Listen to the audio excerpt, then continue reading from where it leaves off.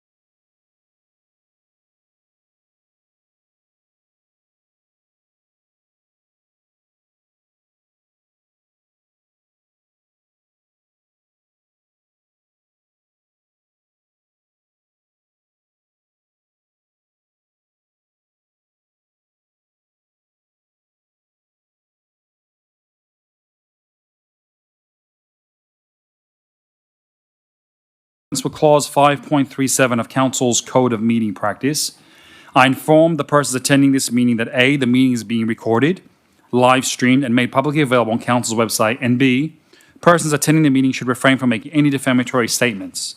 In relation to clause 4.3, the provisions of this code requiring the live streaming of the meetings also apply to public forums. We have a few speakers tonight.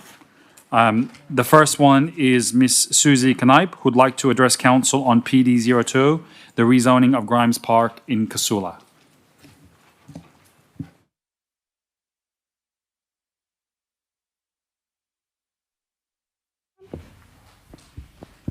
Hello? Okay. Good evening, Chairperson, Mayor and Councillors. I ask that you please refer to the email I sent today regarding the rezoning of 27 to 37 Grove Street, Casula, Grimes Park or Grimes Park. It's got a couple of names. Unfortunately, the addresses to Councillors Ibrahim McNaught, Ristevsky, Hart, Carnib and AJ bounced back, so hopefully someone can send them the email. The image within the email is really the signpost for this evening's address. The site, which has been revised for zoning review, is still a Zone SP2 water catchment area and continues to be fit for that purpose. The part which disappoints the residents most is that following an address I gave to Council 2 years ago on the 26th of June 2024, I was assured that Grimes Park would be restored and that the Council had no intentions on developing on that site. Instead, it has been left as an eyesore, and we have recently received a letter requesting a rezoning to RE2, which can easily become an R3. If the residents of Grove Street have not already felt the ramifications of the Ibis Hotel on our peaceful residential street, we must now entertain losing a public space to the prospect of development and ultimately leading to flooding through our suburb. Some points to consider. The site is a former creek, which was converted to a runoff when the M5 was constructed. Its function is to prevent flooding over the M5 as well as through Casula during significant rainfalls. With the current expansion of the M5, what will be the long-term effect on Grove Street if this catchment reserve is removed? Will we now experience flooding and water pooling in Grove Street and the attaching streets as a result? And will this have additional implications for the M5? A question I ask is it actually ethical to sell land that will flood and has no origins as a catchment basement? Given it is a former creek and there are images of it flooding, could any future residents even acquire assurance from flooding? To date, the testing on Cabramatta River and the repercussions of its overflow are incomplete, and its connection to the SP2 site on Grove Street as a point for flooding runoff requires further scrutiny, as any possible development in that area would directly affect residents. As I stated in my previous address, Grimes Park's overgrowth and poor maintenance has created a hiding place for drug users, a place to dump your old hot water system, mattresses, toys, bikes and tyres, a cemetery for trolleys and a murder site and a park for the brave. There is an overpopular growing need for free, safe and accessible spaces for our community that are maintained and not at the continual risk of being repurposed. So rather than play on the streets, a playground fit for young people and a space to be enjoyed by the community is a more appropriate use of the land. Furthermore, we have concerns that there may be a potential Aboriginal land claim as the site is not being used for its original purpose. On speaking with residents, the Ibis Hotel, footpaths and restoring the park are remaining issues for concern. It is frustrating to be speaking to Council regarding an issue that I was assured would result in an upgrade to the park facilities and not be rezoned. I also received emails indicating proper maintenance and restoration of the park would occur by both Melissa Ray, the Councillor Executive and Support Officer at that time, and Lena Kakish, Director of Planning, and have witnessed only general mowing of the park and occasional removing of dumped rubbish. Additionally, my colleague Dr. Chris Moore arranged for the men's shed to support the construction of a playground equipment, and together we motivated support from the street to assist in gardening work within the park. We have been awaiting a response from Council and they have not yet come. I feel we were too generous in our patience as we understood the limitations of the budget and resources dedicated to the inquiry into Liverpool Council. So, Can the residents of Casula please have Liverpool Council follow through on what was agreed in 2024 to have the public space preserved to prevent any future flooding and to have Gymes Park upgraded? Thank you. Thank you, Mrs. Knight. Our next speaker is Mr. Eric North, who would like to speak to the Council on Corp 03, Review of Internally Restricted Cash Reserves.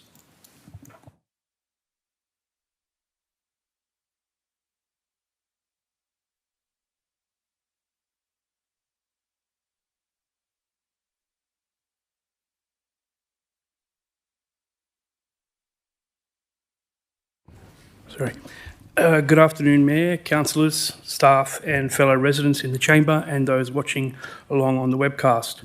I rise to address the Council on Corp 03 and speak against the recommendation to shift the Moorebank Intermodal ex gratia payments reserve into the unrestricted or general reserves. I will make general comments about finances, about the recommendation broadly and about the specific sum of 1.3 million as it is listed.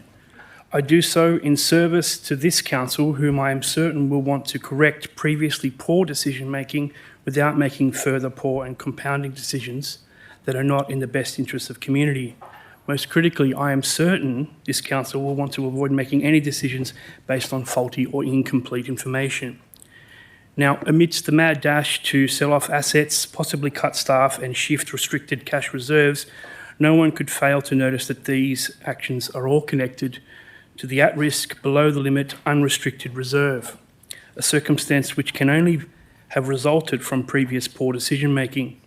Equally, one does not need to be an economist to recognise that selling public assets never works out in the long term, nor should any enterprise cut staff without knowing what capacities are being undercut or lost, what projects will be put at risk, and or what services will be cut or reduced.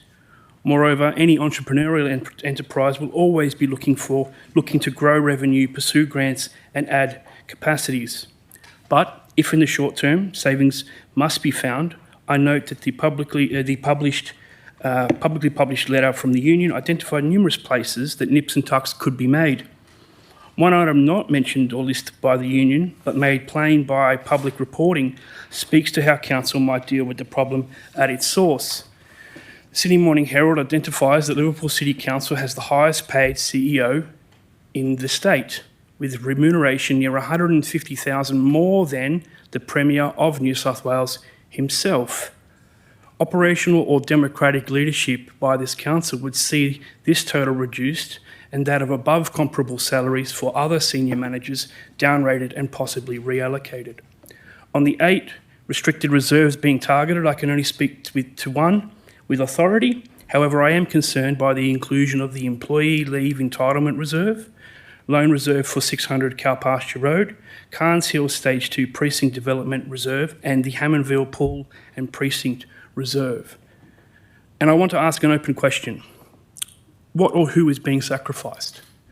And how will these facilities and projects be resourced in the future?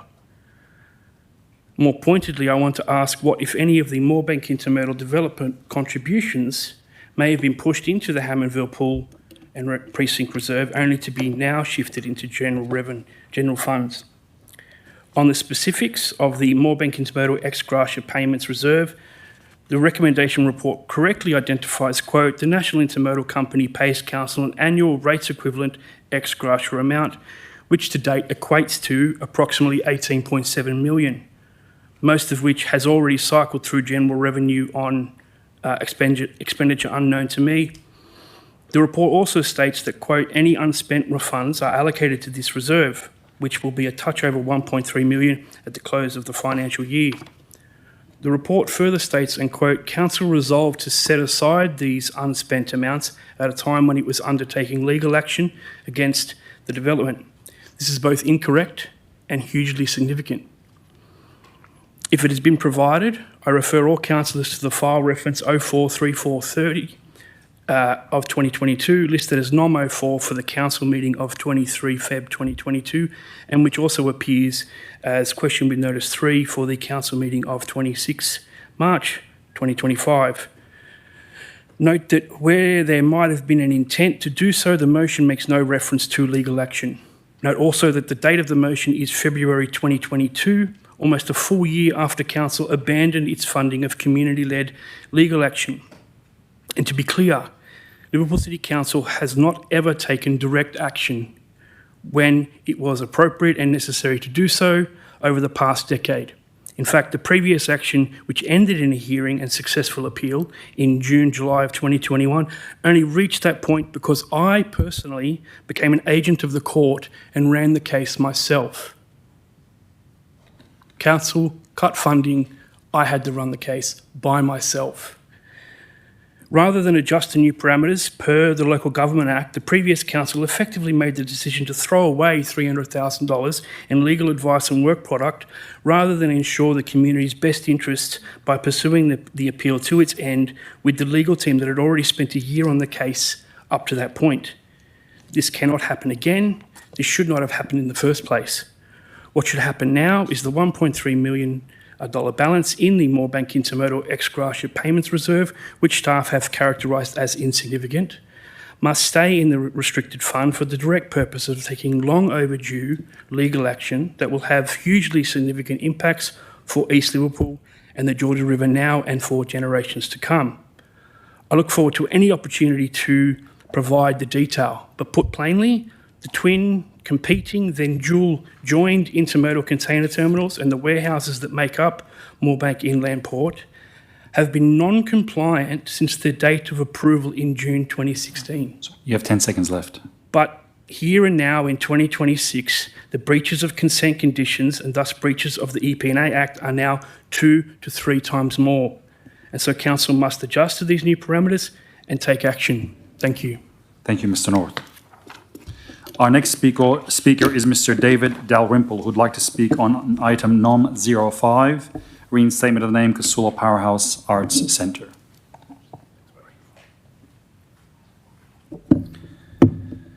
Good evening, Mayor and councillors.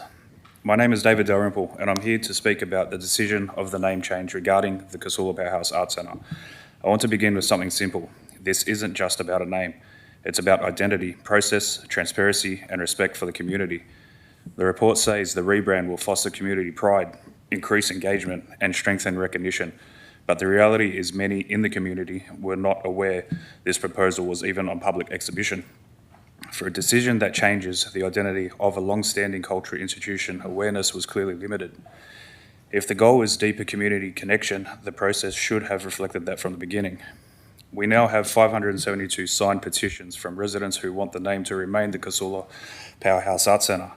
That number continues to grow. That is not indifference. That is community sentiment. On social media, nearly everyone still calls it the Casula Powerhouse. The content creators that have paid partnerships with the Liverpool Council still call it the Casula Powerhouse. I have screenshots to prove this. TripAdvisor.com.au have the Powerhouse as Casula Powerhouse Arts Centre. It's concerning to consider how much tourism revenue may have been lost because online algorithms don't align with reality when the community visitors and those promoting the venue consistently refer to it as the Casula Powerhouse Arts Centre. This tells us something important. The name, the Casula Powerhouse Arts Centre, is embedded in the public consciousness. It has history, it has recognition, it has brand equity built over decades. In fact, the name Casula Powerhouse had a longer standing name than it did under Liverpool. You cannot simply replace that with a report and expect it to shift overnight. The justification provided relies heavily on claims that the change will increase tourism and awareness. But where is the data? Where is the measurable evidence that changing the name will deliver better outcome than strengthening marketing under the existing name? If some residents were unaware of the Casula Powerhouse, that suggests a marketing challenge, not a naming problem. And then there's geography. If you drive through Casula Parklands to get to the venue, you get off at Casula train station to get there. If both those options fail, then you have to drive through Casula to get there. Everything physically surrounding the building is Casula. The place identity is Casula. The community identity is Casula. We're also told the risk is low. With 572 petition signatures, ongoing public debate, and continued community attachment to the existing name, I would respectfully suggest the risk was underestimated. This is not about resisting progress. This is about ensuring decisions reflect genuine community support, transparent evidence and long-term thinking. Casula Powerhouse is not a barrier to growth. It is an asset. It is recognised in the arts community across Greater Sydney and beyond. It carries heritage value. It carries identity with everyone in the community. If the change is truly about strengthening engagement, then I ask Council to pause, review the measurable outcomes over time, and generally assess whether removing the Casula identity achieves the intended goals or weakens community connection. A cultural hub thrives on authenticity, and authenticity doesn't come from branding strategies or marketing language. It comes from listening to the community, your community, the very people who fund it, use it, and care about it. Thank you for your patience and time.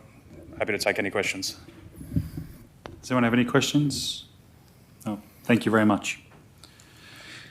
Our next speaker is Nancy Odakchi and Andrea Miller, who would address Council on NOM 04. Not here? Oh,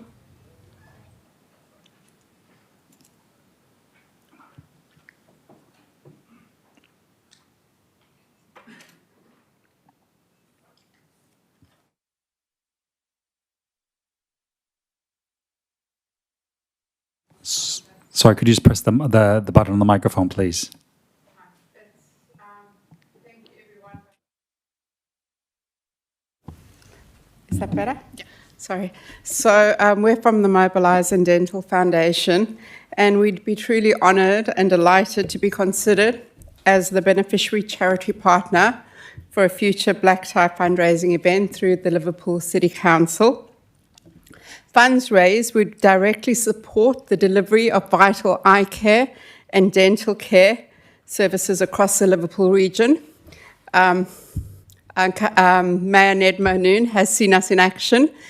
We did a fundraising event. Well, it wasn't fundraising, it was actually through the New South Wales Women's Division, where we attended the Liverpool Girls High School and provided essential eye care and dental to very underprivileged children that might otherwise not be able to access these services. We also do the eye care and dental education programs and provide dental to adults who might not be able to access these dental programs. Nancy would be honoured to speak about the growing challenges facing communities on the ground, including barriers to accessing healthcare, the impact of untreated dental and vision issues, and the increasing needs that are being seen across the Liverpool region, supported by real community experiences and current statistics which we're seeing on the ground. We'd be really proud to work collaboratively with Council and promote these events across our networks and social media channels to ensure that the community can see the direct impact of their support within Liverpool by providing essential eye care and dental services to those who need it most. I'll hand you over to Nancy. We've been quite humbled that we have had a footprint in the Liverpool region, focusing on postcode 2168. We do have a strong presence in the primary and high schools in the region. And as Andrea brought up, we were recently at Liverpool Girls High School and we found more than 1 in 2 of the students we tested needed glasses, which is affecting their learning and development. So 80% of learning is through vision. And, you know, with uncorrected vision, the future generation of Liverpool cannot learn and develop to their full potential. So accessing essential eye care services is something that they should all have access to. But we have found in many of your schools that this service is not available and that students aren't learning or developing to their full potential. The most alarming school we've presented at is at Ashcroft Primary School, where we found about 60 to 70% of the students we tested needed eye therapy, glasses, referrals, and all these conditions are time critical. You know, if students have a critical time period that if things aren't treated, blindness later can't be prevented. We're seeing the same issues with oral neglect in the region. Poor oral health was huge in Liverpool Girls High School. We had to go back a second week to address their oral needs, and this is not typical of the schools in New South Wales. So oral care is essential, it's fundamental, it doesn't only affect their oral health but their general health. And a lot of the students and the community don't have access to these essential services. The wait lists are huge in the Liverpool region. So it's all about prevention with dental care. If we get in early, educate the students, treat problems, it'll prevent any future and adults as well. We're also able to support adults because we do collaborate with a lot of charities in the region, including St Vincent, St Macarius, refugees, asylum seekers, which don't have access to these essential services.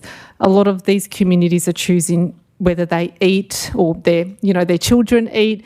So it is so easy for them to put aside their eye or dental needs, which affects them every single day. So it is something that they should all have access to, but it is so easily put aside because they are struggling with other, barriers in their life. Basic shelter, basic food. So, putting off eye and dental care is something that a lot of the vulnerable in the community do.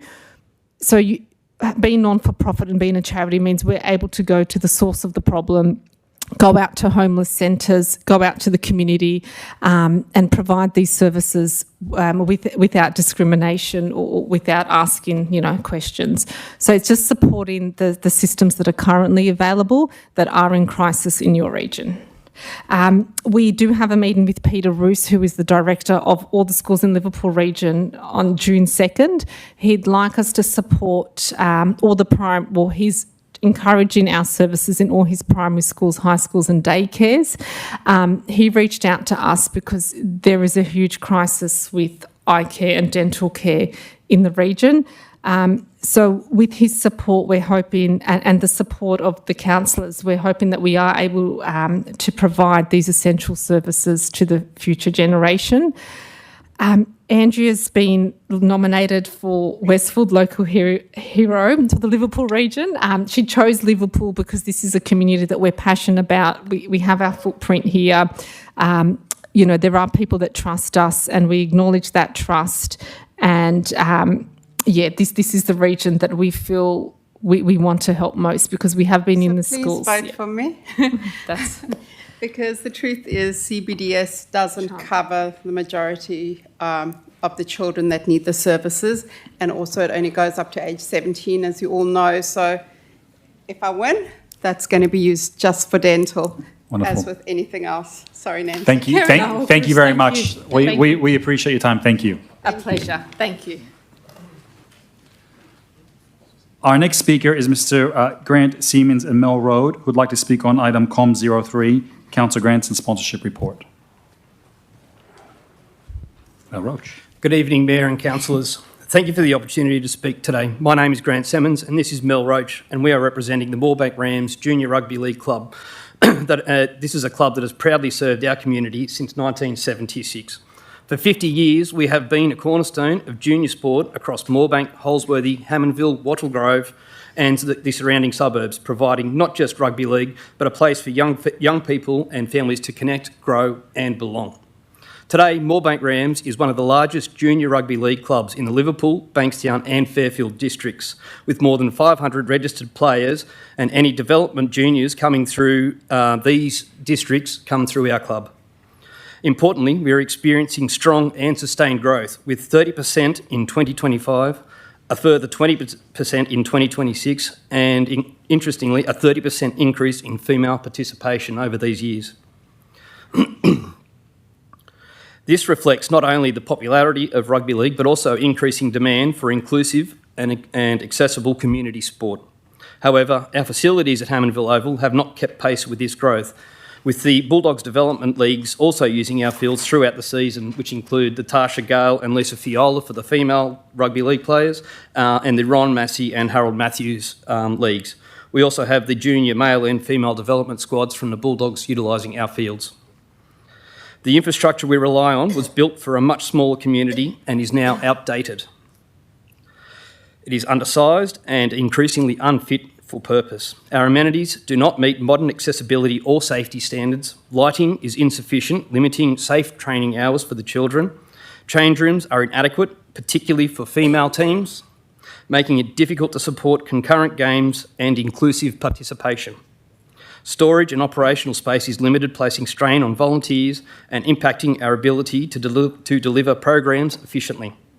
Despite the dedication of our volunteers and ongoing effort to maintain the site, we have reached a point where incremental fixes are no longer enough. And these are the reasons why we're seeking council support to deliver a comprehensive upgrade to the Hammondville Oval Precinct.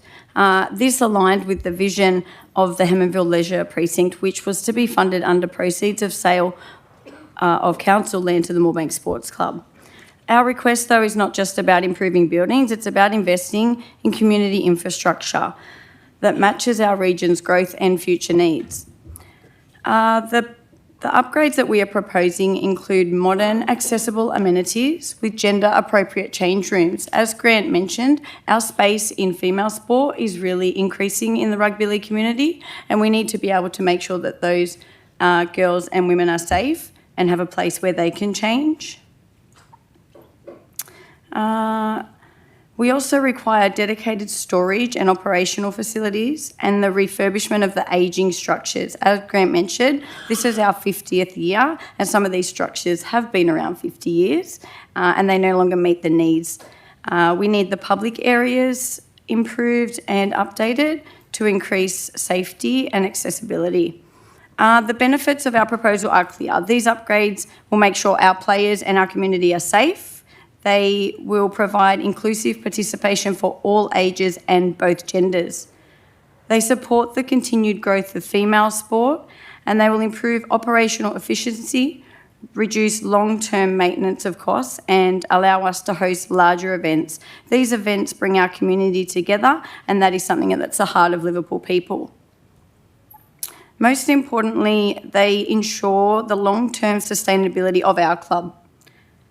This club has served our community for 50 years and will continue to do so for generations to come. Liverpool Council has already demonstrated a commitment to strategic precinct planning in Hammondville. Supporting this project is a simple and direct practical way to deliver on that vision by providing infrastructure that meets real, current demand and need of our community. So on behalf of our club, our players, our families, our volunteers and the broader community, we respectfully ask you, the Liverpool Council, to support the funding for Hammondville Oval upgrade. If we work together, we can ensure that Moorebank Rams continues to be a place where the young people of Liverpool can thrive, where community continues to be built, where boys and girls have the opportunity to play sport in a safe and happy place. Thank you all for your consideration. Thank you.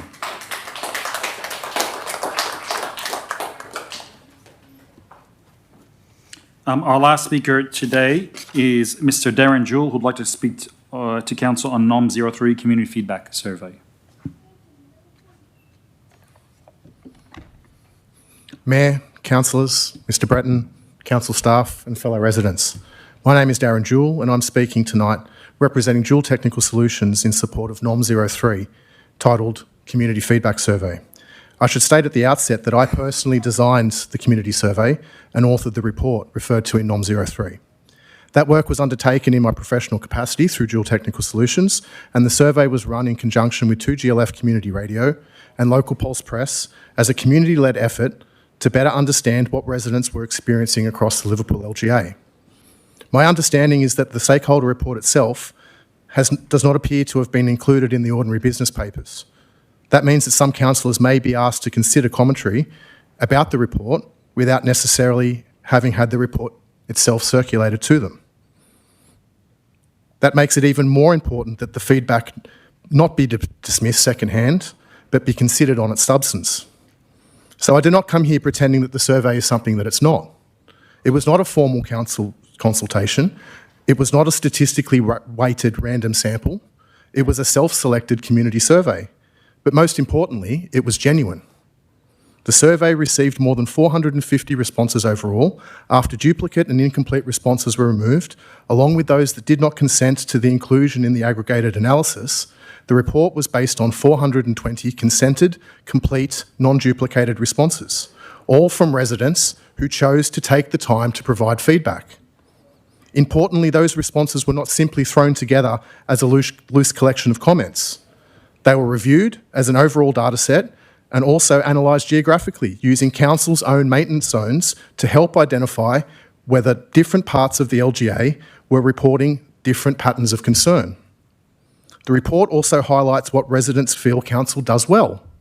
That matters because this was not designed as a grievance exercise. It was designed to capture a fuller picture of the community sentiment, the positives, the concerns, and the areas where residents believed improvement is needed. A self-selected survey does not tell Council what every resident thinks. I've never claimed that it does.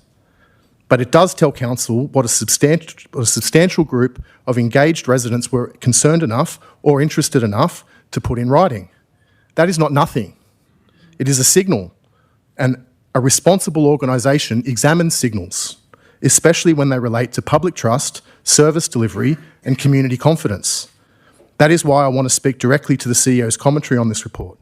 Mr. Breton, with respect, the commentary appears to focus heavily on why the survey should be discounted rather than engaging with what residents actually said. No approach was made by Council to better understand the survey design, the methodology, the handling of responses, or the geographic analysis before that commentary was prepared. Of course the survey has limitations, and those limitations are acknowledged. But if Council had questions about those limitations, the constructive response would have been to ask. Ask how the survey was designed. Ask how duplicates, incomplete and non-consented responses were handled. Ask how the maintenance zone analysis was prepared. Ask what the report did and did not claim. That's what engagement would look like. Instead, the commentary appears to treat the limitations as a reason to discount the feedback without first making any reasonable attempt to understand the work behind it. But pointing to limitations does not answer the concerns raised by residents. It does not answer why residents feel unheard. It does not answer why residents raise concerns about service delivery, communication, transparency, infrastructure, governance and trust. It does not answer why residents also identified things that Council does well. And it does not explain why genuine community feedback should be treated as less worthy of consideration simply because it came from outside of Council's own processes. That is the core issue. If Council disagrees with the methodology, test the findings. Compare them with your service requests, complaints data, formal submissions, customer satisfaction surveys, councillor feedback, and what residents are directly saying in the community. If the themes are not supported elsewhere, say so and explain why. But if they are supported, Council should be honest enough to acknowledge that. Mr. Breton, you've often called on this organisation and this Council to be better. Respectfully, this is an opportunity to be better. Not by accepting every finding uncritically, not by pretending the survey is something more than it is, but by showing residents that their feedback will be engaged with seriously, even when it is uncomfortable, and even when it has not come through a Council-run process. With respect, the concern that many residents have is that consultation can too often feel like something Council controls, rather than something that Council genuinely listens to. When feedback is difficult or inconvenient, the first response should not be to explain it away. It should be to ask what can be learnt from it. Community feedback does not need to be perfect before it has value. Residents should not have to participate only in Council-approved processes before their concerns are treated as legitimate. NOM 03 is not asking Council to endorse every finding without question. It is not asking Council to adopt the report as Council policy. It is simply asking Council to engage with the report and consider the themes and treat residents who responded with respect. That should not be controversial. So I ask councillors to support NOM 03, not because the survey is perfect, but because the residents who responded are real, their views are real, their concerns are real, and their feedback deserves to be properly considered and not dismissed. Thank you. Thank you, Mr. Jewell. That now concludes the public forum for tonight. And I declare it closed at 6:09 p.m. And now I'd like to officially welcome everyone to the Ordinary Council meeting of the 18th of May 2026. In accordance with clause 5.37 of Council's Code of Meeting Practice, I inform the persons attending this meeting that A, the meeting is being recorded, live streamed, and made publicly available on Council's website, and B, persons attending the meeting should refrain from making any defamatory statements. In relation to clause 4.3, the provisions of this code requiring the live streaming of meetings also apply to the public forums. To start off today's proceedings, I'd like to invite Reverend Tim Booker from St. Luke's Anglican Church, who would like to offer a prayer for council, as well as an acknowledgement of country, followed by the national anthem. Could I ask everyone to please stand? Thank you, Mayor, councillors and guests. It's lovely to be back. I hope you've been well. I want you to know that we've been praying for you regularly, and we pray for a great budget chat tonight. Let me read the acknowledgement of country. Before we begin proceedings, we'd like to acknowledge the traditional custodians of the land on which we meet and their ancestors past and present, the Cabrogal clan of the Darug Nation.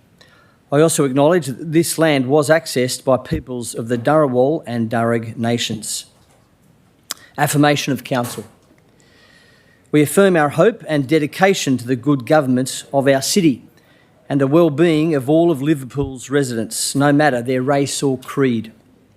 Tonight we affirm our hope for sound decision-making by Council, which will improve the quality of life in our city. We express our expectations and best wishes for Australia, our nation's future, the Mayor, councillors and staff of Council, and all those associated with good government in Liverpool. Let me lead us in prayer. Dear Heavenly Father, you are the creator and sustainer of all things. You are the one who has given each of us life, and you are the one who has equipped us with the wisdom and skills we need to carry out the tasks you have set before us. This evening, fill this council with your wisdom and love, so that they may make decisions that benefit the people of the Liverpool area now and into the future. Help them to see the needs of our future generations so that they can set our children, grandchildren and great-grandchildren up for success. May your councillors here seek the ways of righteousness, justice and mercy. May their leadership of our community show us how to love our neighbours, enjoy diversity and speak the truth in love. And we thank you, O Lord, for the incredible country that we live in, for its multicultural richness, its peaceful prosperity, and its laid-back happiness. Help us to be people who are thankful, selfless, and hard-working so that we can make the most of the opportunities you give us and build on the work of the greats that have gone before us. Amen. And if you know the words of the Lord's Prayer, I invite you to pray them with me now. We'll go the slightly older version. Let us pray. Our Father who art in heaven, hallowed be thy name. Thy kingdom come, thy will be done on earth as it is in heaven. Give us this day our daily bread, and forgive us our trespasses, as we forgive those who trespass against us. And lead us not into temptation, but deliver us from evil. For thine is the kingdom, the power and the glory forever and ever. Amen. Thank you, everybody. Have a good evening.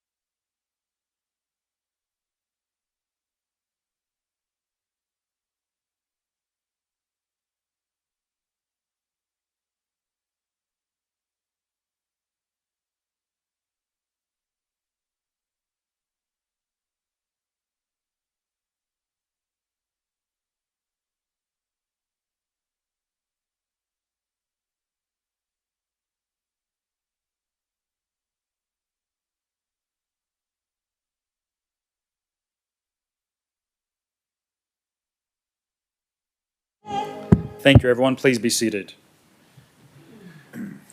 And thank you, Reverend Booker, for your kind words and prayers for us all, and we greatly appreciate it. Thank you.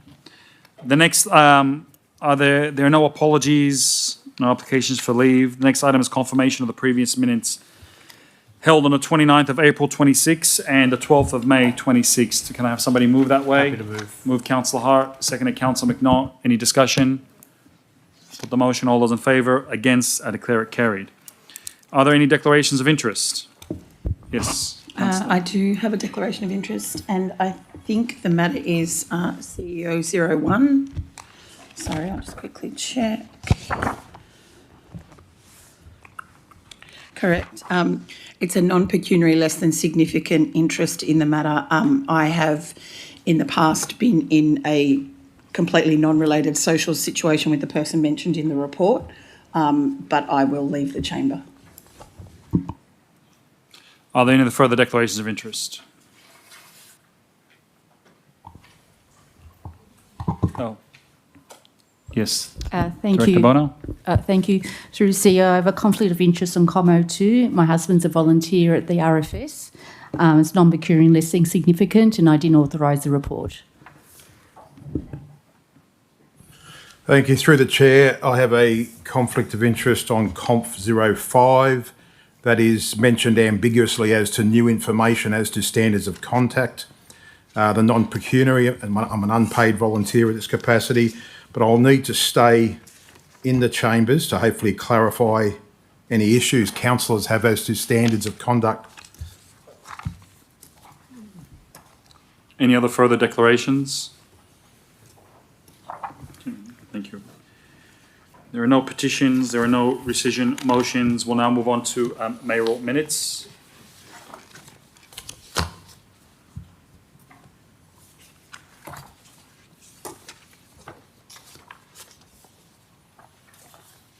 Which there are 3 condolence motions. The first one is for Dr. Brian Cowling. I rise tonight to acknowledge with sadness the passing of Dr. Brian Cowling, a respected educator, historian and passionate advocate for Liverpool's local heritage, who passed away on Thursday, the 14th of May 2026. Dr. Cowling dedicated much of his life to education and the Liverpool community. Many across our city remember his years as a history teacher at Miller High School, where he inspired students to connect with stories and identity of our local area. He later became the founding principal of Thomas Hassell Anglican College, leading the college through its formative years and helping shape an institution that continues to serve our region today. Beyond education, Dr. Cowling was deeply committed to preserving Liverpool's history. He worked closely with the Liverpool Heritage Society and played an important role in campaigns to protect sites such as Rosebank Cottage, the Old Courthouse, and Pioneers Memorial Park. Even in retirement, and despite his declining health, Dr. Cowling continued to share his passion for Liverpool's history through research, writing, and presentations to the community, including his work documenting the history of St. Luke's Anglican Church. On behalf of Council, I extend our sincere condolences to Dr. Cowling's family, friends, and former colleagues, students, and all those who he touched. May he rest in peace. And I'd like to move that one, Council notes with sadness the passing of Dr. Brian Cowling on the 14th of May 2026 and extended sincere condolences to his family, friends, and wider community. 2, recognizes Dr. Cowling's significant contribution to education, local history, and heritage preservation within the Liverpool community over many decades. 3, places on record its appreciation for Dr. Cowling's service as an educator, founding principal of Thomas Hassell Anglican College, and passionate advocate for Liverpool's local history and heritage, and notes that a Thanksgiving service for Dr. Cowling will be held at St. Luke's Anglican Church on the 22nd of May at 1 p.m. Is there any discussion? I'll put the motion. All those in favour? Against? I declare it carried.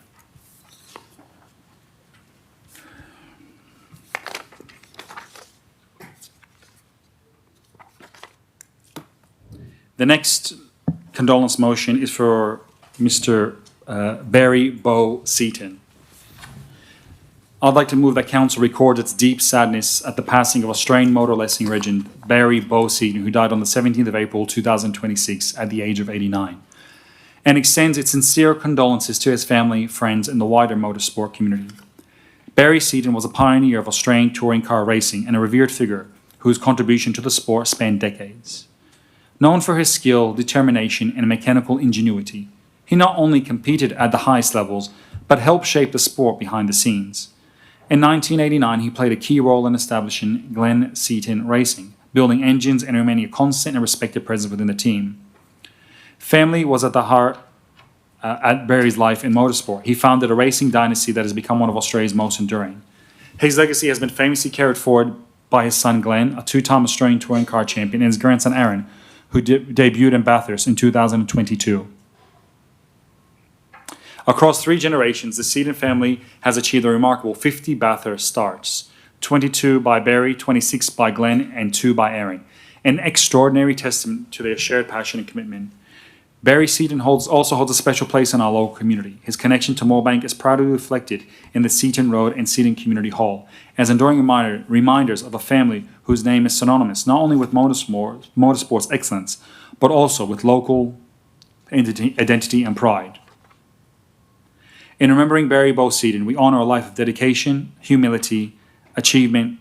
His legacy lives on through his family contributions to Australian motorsport and the community that continues to bear his name. May he rest in peace. And I'd like to formally move that Council adopts this mayoral minute. 2, Council recognising the sterling contribution of Barry Bo Seaton to the Australian motorsport community. And 3, to send a letter of condolence to the Seaton family. Is there any discussion? I'll put the motion. All those in favour? Against? I declare it carried.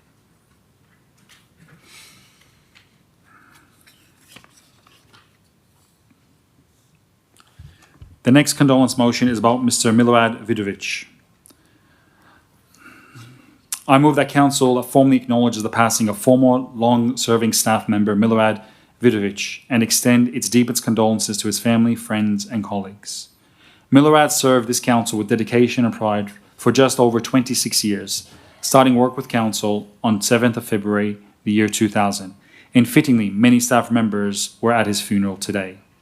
He was a familiar and respected presence across our organisation, particularly through his role as Library Services Courier. Before coming to Australia in 1996, he was a radio journalist in Belgrade from 1979 to 1992, and during that time witnessed a great deal of violence that had a deep effect on him. As his daughter said in an online obituary, for Milorad it was important to maintain a bright face and humanity, and this he did. Many of us would have seen Milorad in the civic place lifts, in the car park, in the libraries, and in the community, always on the move, ensuring that our library services continue to connect our community. His role took him across the city each day, and through this work, Milorad became well known not only within the council, but also through the broader community. He carried out his duty with good humour, professionalism, and reliability, and with touching personal warmth that left a lasting impression on all those who worked with him. Beyond his work with Council, Milorad was also a committed and respected member of the Serbian community, contributing his time and energy to supporting and strengthening community connections. Milorad was a valued member of the Liverpool Council team who made a lasting impact through his dedication, his strong work ethic, and the positive spirit he brought to the workplace. He will be remembered not only for his service, but for the genuine relationships he built and the kindness he showed to those around him. On behalf of Council, I extend our heartfelt condolences to Milorad's family, friends, and close colleagues during this difficult time. On behalf of his colleagues and the community of Liverpool, I extend our deepest condolences to his wife Mariana, children Vesna and Ivan, and grandchildren Angelina, Kalina, and Isadora. Our thoughts are with all of those grieving at his loss, and we offer our support to everyone affected. May he rest in eternal peace. And I'd like to move that Council 1 adopts this mayoral minute to recognise the long-standing contribution of Milorad Vidovic to Liverpool City Council in general and to our library services in particular, and that we send a letter of condolences to the Vidovic family. Is there any discussion? Councillor Moon? Can we please observe a minute's silence, please, as well? We will do that at the end. Thank you. I've got a condolence motion I'd like to read, if we can tack it to the back of that, so we just do the minute's silence for everyone. Yeah, for someone else? Yeah. Yeah. Any discussion regarding Milorad? Yep. If there's no discussion, I'll put the motion. All those in favour, please raise your hands. Against, I declare it carried. Councillor Sefsky. Yeah, just like a condolence, acknowledge the passing of a young man from our community, Eddie Zhu, who passed away at the age of 28 from his long battle with cancer on Mother's Day. Eddie was born in China, migrated to Australia with his parents when he was 4 years old. Liverpool became his home for the rest of his life. He attended Liverpool Primary School, later All Saints Catholic College, and lived in Casula at the time of his passing. I came to know Eddie through my work as a councillor. He was someone who regularly attended these council meetings and community forums. He took a genuine interest in local issues and cared deeply about the direction of our city. What stood out about Eddie was that he wanted to contribute. He wanted to be involved. He wanted to stand up for what he believed was right and ensure everyday people were heard. In a time when many people disconnect from civic life, Eddie did the opposite. He engaged, he advocated, he cared about his community and wanted better outcomes for others. He also brought a lot of energy, conviction and purpose to community discussions, and he personally was a very respectful young man who wanted to make a positive difference. We often say we need more young people involved in community life. Well, Eddie was one of those people. His passing at such a young age is deeply saddened and a reminder of how fragile life can be. On behalf of the community, I extend my sincere condolence to Eddie's family and friends who are here tonight and all those who knew and loved him. May he rest in peace. He will be missed. Thank you, Councillor Sefsky. Is there any discussion? And I'll move that we offer similar condolences to Mr. Zhu and his family.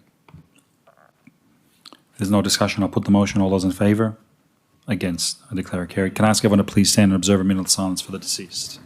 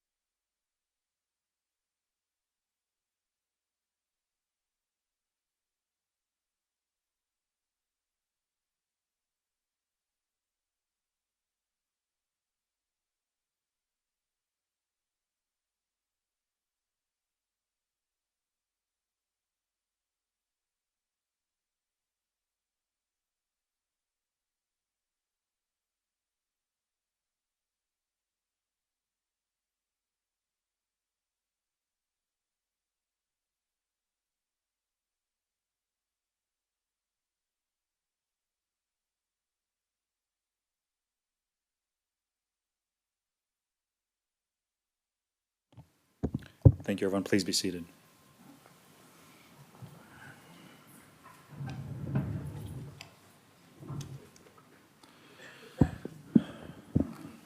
Our last mayoral minute is hats off to Oscar Community Fundraiser on the 31st of May 2026. Ms. Bronwyn Adamson recently contacted my office on behalf of the New Aurora Public School community, bringing to my attention a fundraising initiative to help provide financial support to struggling parents of a Year 3 New Aurora Public School student who was diagnosed in November 2025 with aplastic anemia, a rare and life-threatening condition. Young Oscar has endured months of hospitalization, chemotherapy, and a bone marrow transplant, with his father as the donor. Oscar is now in critical recovery phase and living in protective isolation while his immune system rebuilds. The New Aurora Public School community behind this initiative are not registered with the Australian Charities and Not-for-Profits Commission, therefore do not qualify for a fee reduction through Council's grants and sponsorship program. Determined to move forward with their fundraiser, the organisers have pivoted and announced a Hats Off to Oscar Picnic Day to take place on Sunday the 31st of May from 11 a.m. to 2 p.m. at Black Musket Park, Chippy Norton. Attendees are invited to wear their craziest and funniest and most fabulous hat. Photos will be taken and sent to Oscar, who will judge his favourites. A QR code has been provided to encourage those who cannot attend to make direct donations, with all funds raised to go towards vouchers to support Oscar's family during this challenging time. As a parent who understands, and as many in our community have, I propose that Council make a donation of $1,000 to support his family in this time of need and to support this fundraising initiative that's been established by the community. And I'd like to move that Council notes this recommendation and donate $1,000 to support his family in need. Is there any discussion? I'll put the motion. All those in favour, please raise your hands. Against, I declare it carried. Councillors, we're now moving to the agenda items. I'd like to recommend, as we have many people here who are interested in the budget, that we move items Corp 03, Corp 05 forward, followed by CO 02, and then CO 01. Can we also add in there the NOMs 03, 4 and 5, as we have guests that have spoken and we don't want to hold them up? I have no issues if NOMs 03, 4 and 5. All right. Do I have a second for the motion? Second to Councillor Rosevsky. Any discussion? I'll put the motion. All those in favour, please raise your hands. Against, I declare it carried. Now we will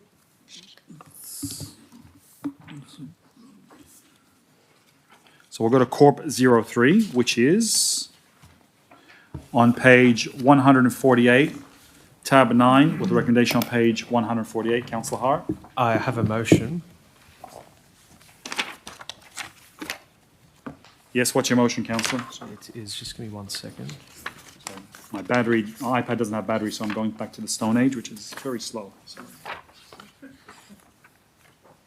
My motion is accept the recommendations for, that Council 1 receives and notes the report, and then 2, adopts the recommendations for Employee Leave Entitlement Reserve, Insurance Reserve, Parking Strategy Reserve, General Property Reserve, Loan Reserve, Carnes Hill Stage 2 Precinct Development Reserve. Do you have a seconder? Seconder, Councillor AJ. Councillor Hart, would you like to speak for your motion? Yes, this is, so we're accepting, so we're not accepting unrestricting the Hammondville Pool and Precinct Reserve, and we're not unrestricting, we're not unrestricting the Moorebank Intermodal ex gratia payments reserve. And we accept the rest of the recommendations. Any other speakers? Councillor Monahan? Yes, I've got an amendment.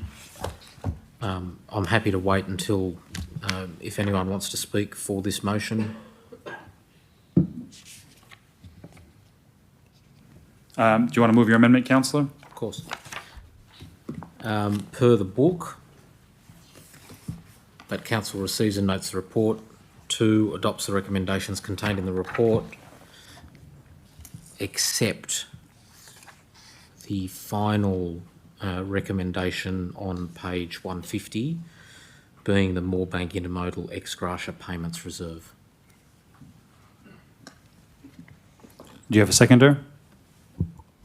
I'll second it. Second to Councillor Carneeb. Would you like to speak for your amendment, Councillor? No, in the interest of keeping things short, I'm happy to reserve my right to speak on it. And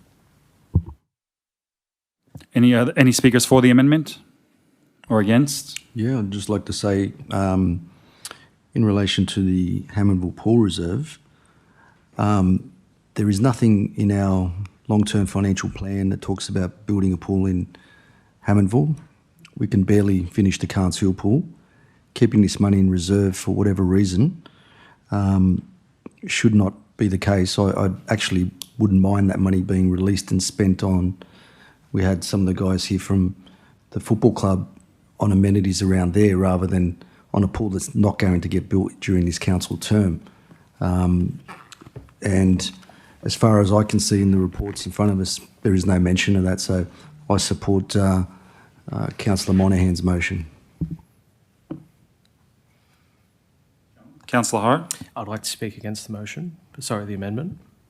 Yes. Well, Councillor Rostevsky made a very good point that the funding can go potentially towards the club that Moorebank Rams that were here earlier in the public gallery.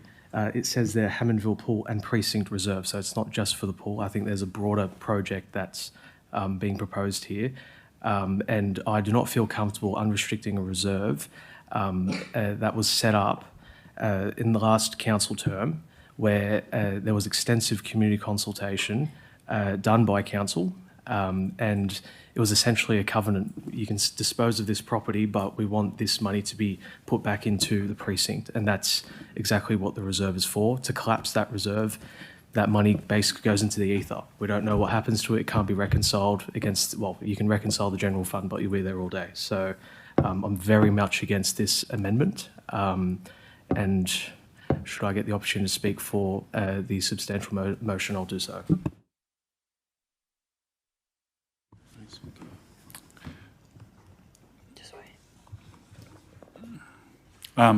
Just on that, Councillor Rostevsky, as what Councillor Hart's point then is that so you're saying, Councillor Hart, that if you want to support the precinct, as what Councillor Rostevsky you indicated, and therefore you keep the reserve.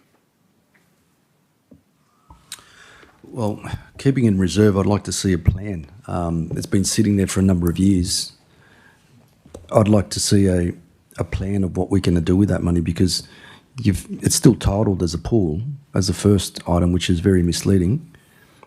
We need to move on from that pool. It's not going to happen in this council term. And continually keeping it on the agenda is misleading. So work with me in terms of these issues. Happy to support a precinct, but not a pool. We don't have the funds for it, and it's not happening during this council term. Councillor Deputy Mayor. My view is that I think we should keep the money in the restricted area. The reason being that land was sold from the Moorebank area, and therefore the proceeds of that should go back to that. I realise we're not going to build a pool in this term of council, and probably not in the next term. The point, however, was the state government had suggested that if they won the election previously, they would donate $25 million, I think was the number, to that. There is no reason to think that this may not happen in the future. The point is, if you spend the money, it's gone and you'll never get it back. So my view is that I think we should retain it on the basis that future governments may decide to change their mind and give us the funding that was needed. At the moment, we have a pool, we have the Hammondville pool, and at some discussions in this council, we suggested that that pool is good for at least another 10 years. So I would suggest that we keep the money there, it accumulates an interest that would go towards that. I do not believe we should spend the money, put it into consolidated revenue or the equivalent of that, and you'll find excuses to spend the money and not necessarily in that area, somewhere in the whole of the LGA. So I think it should go. That's my view. It should stay where it is. And while we're at that, there are others there that I think we probably need to look at. And I'm not sure, that really doesn't tell me which ones in this table have been removed, but I'll think about it. Councillor Hart. Deputy Mayor, through the Mayor, Deputy Mayor, you're talking about the substantial motion, the ones that we're not adopting the recommendation for? Because if that's the case, it's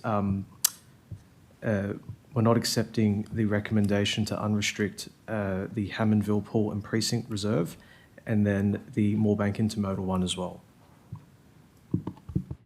Yes, sorry, through the chair. Yes, I agree with that. With the intermodal one, there is more to that.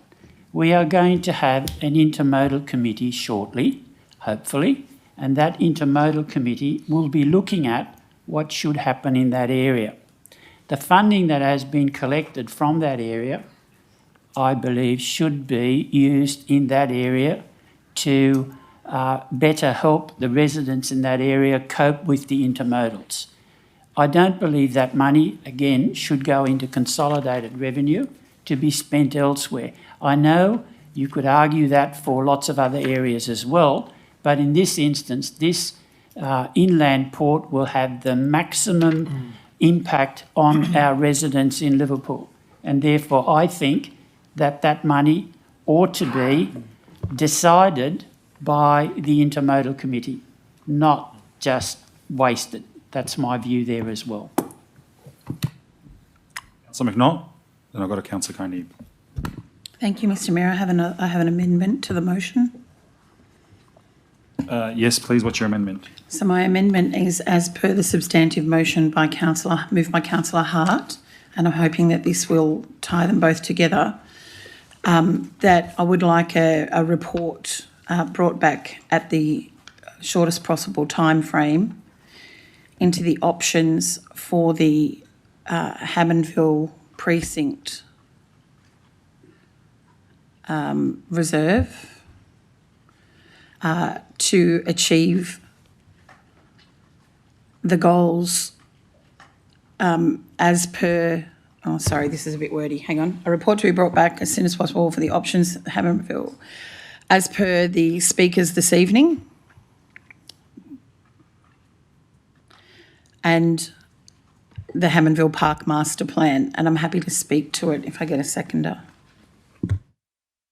Seconded, Councillor Moon. Just one moment before you do that. Now we have two amendments. So we'll have to deal with the original amendment that's up there first, and then we will go to your amendment.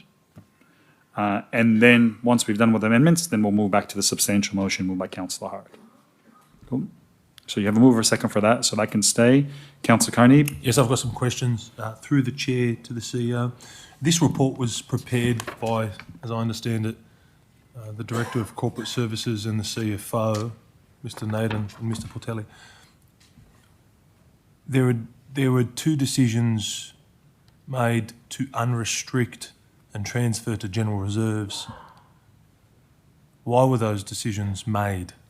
I can see, that's the question, because I can see that the financial implication says if Council adopts these recommendations, the proposal is expected to increase the unrestricted funds by 12.7 million. Obviously that goes without saying, but why is that recommended by the operation?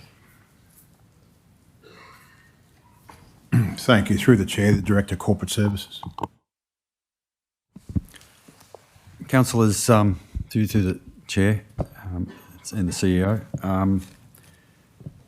As Council is aware, it made a resolution not that long ago to increase the unrestricted general fund from $20 million to $25 million.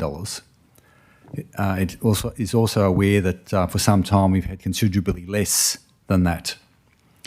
I guess by analogy, whilst you have externally restricted funds by law restricted, you have internally restricted funds where the council deems, I guess, to put funds aside for specific purposes.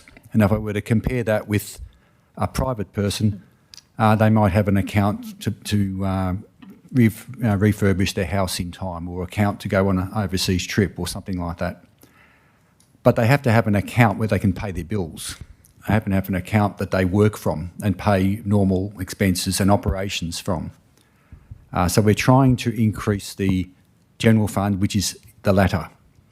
So I guess the case is that unless there's a strong reason to earmark general funds for a specific purpose, other than by law, that it otherwise stay in general fund. So with ELE entitlements, for example, what that's there for, just to give you as a comparison, is we budget for salaries and expenses, but it's a safety. It's a safety to have 20% of the liability of the ELE liability in a reserve, internal reserve. We're recommending that we can reduce that by half. With the Hammondville precinct and with the Moorebank intermodal, again, The intermodal, we're soon going to have the Western Sydney Airport and have another organisation where we have rates in kind. There's no reason to restrict it. It is general fund, it is rates. We don't restrict general rates other than for necessary purposes, i.e. legal requirements. So if council wishes to undertake intermodal activities, a defence or an argument or a case, it can always move funds like a council does every month, every meeting. And it can move that from general funds. It doesn't need to have it in an internal reserve. So that's the reasoning and reason why we're looking at that, and to try and, as I said from the beginning, build up our general fund level so that we can remain liquid, meet bank ratios and the like. Councillor Monahan? Yes. My question is to the CEO. What is the anticipated total cost of the Hammondville pool and precinct?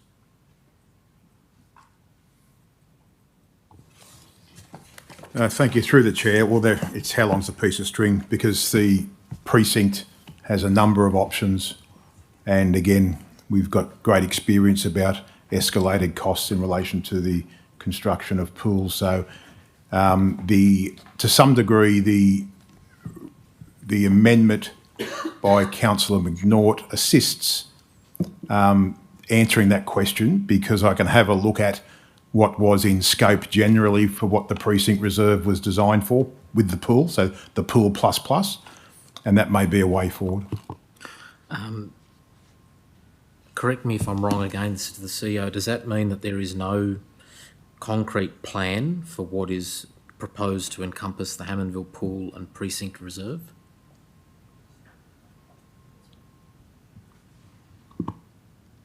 Yes, through the chair, it was a precinct model with a number of options, but again, there's no detailed design on exactly how it will look, and no costed model, therefore. So it's, again to the CEO, it's not the case that it's going to cost $50 million? That's correct. So, sorry, through the chair. No, it's not the case it'll cost exactly $50 million. Again to the CEO, it could cost substantially more, or it could cost, about that, or it could cost a little bit less.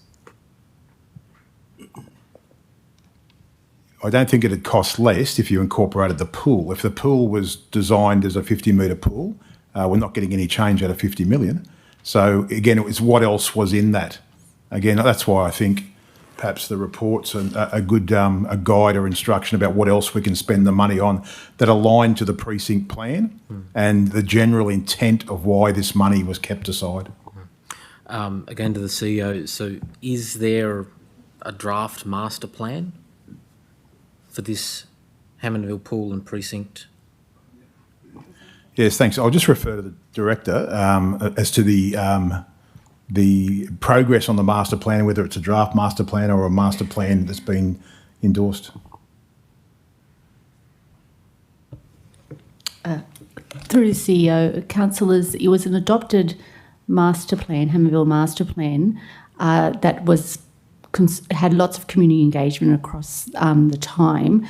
It's been a little while, so I have to dig it up. However, I will say that the sale of the land was contingent on the funds being put back into the plan. It wasn't for just a pool. It was to look at proposals like the Rams this evening and the other precinct operators on site. We've got Moorebank Soccer and the like. So there was a whole chronology of work, and we can provide that to the councillors. Thank you. My questions to the CEO. When was that master plan adopted?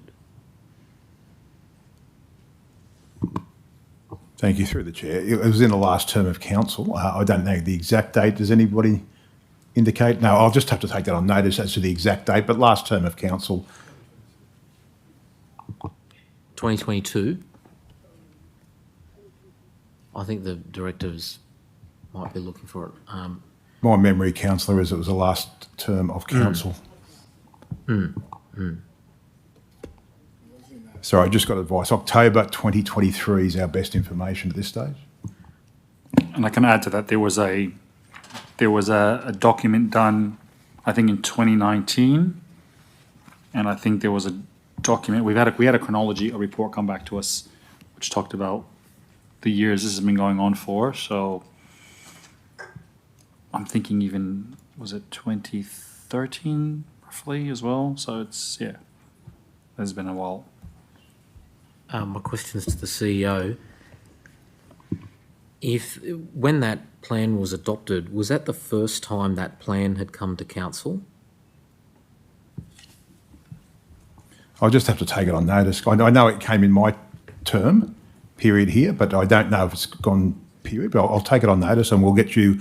There was a detailed chronology of the whole master plan developed. So what we'll do is I'll prepare that and we'll have that available for council. Okay. I understand that from Councillor Harle, he's nodding his head, that was the first time it came to council. But that wasn't, and my questions to the CEO, that wasn't the first time that the plan had been discussed publicly, was it? Again, the exact chronology I'm not sure of, so I'll take the question on notice and I'll give you a report back detailing the whole genesis of the master plan, its funding, the sale of that land to Sporties, and the chronology that's been described tonight. Again, to the CEO, it's the case that this plan first publicly was mooted in March of 2023. Isn't that right? I don't know. That's my consistent answer to you, councillor. I don't know, so I'll find out the exact dates.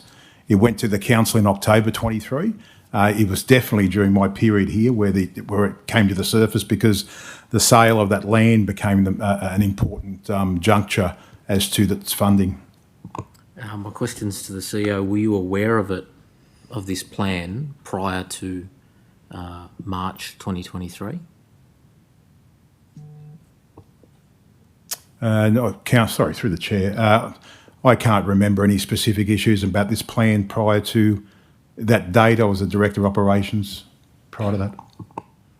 My questions to the CEO, do you recall at the time, in and about March of 2023, when this plan was first discussed, that then Deputy Mayor Mazhar Hadid said this was the first time he was hearing about it? No. You don't recall the SMH reporting that on the 18th of March of 2023, that with the comments that this hadn't come to council prior to then? Point of order, I don't know the relevance of this line of questioning. We're here to talk about cash reserves. Yes, I agree with Councillor Hart. Councillor Monahan, you've been told that you'll be provided with a chronology of this, and if you want to take a 5-minute recess and search through the minutes of the council meeting, we can provide that chronology because it's come to the council in council reports numerous times. So can we get back to the point of the amendment, which you have moved? There's a vote. Yeah. And Councillor McNaught? I've still got one. I'd like to make the comment that it is relevant. I've moved the motion. I find that it is entirely relevant as to why I am proposing that it be unrestricted. There doesn't seem to be any detailed plan. There's a varied concept of various options that are being canvassed, but there's no plan. There's no costed plan about how much this is going to cost council, how much we would need from the state and or Commonwealth in terms of grants to fund the program. It was, to the best of my knowledge and the best knowledge of, it would seem, the public at the time, that it was first brought up at a campaign event for a Member of Parliament, and no one on the council knew about it at the time. The Deputy Mayor at the time didn't know about it, and it first came to council in October of 2023, which would seem to be the perfect definition of a fait accompli. We've publicly said we're going to do it, so we're now going to have to stump up the money for it. The proposal is simply to shift that into the general fund if and when the time arises that there's a plan that's more than a figure that seems to be plucked out of the air and written on the back of an envelope, then it'll come back to council in its due course. But at this stage, there's no plan, there's no detail. It seems to have been a campaign slogan that's managed to get its way into council's books. Councillor McNaught. Thank you, Mr Mayor. I'd like to speak against the amendment moved by Councillor Monaghan. I'm familiar with many of the documents surrounding the Hammondville Park Master Plan, the iteration of which is quite long. And I was reading through some again today in preparation for this meeting, and I can't recall exactly the document that I read from now, but I will find it. As with all master plans, a master plan is a master plan which moves on to through many stages and then eventually comes to a DA for certain parts to move forward.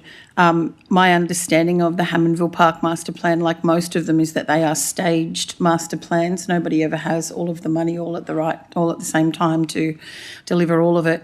From my reading that I can't find now, but I will, the medium-term goals were for things like a synthetic soccer pitch, which we have delivered. This council did deliver.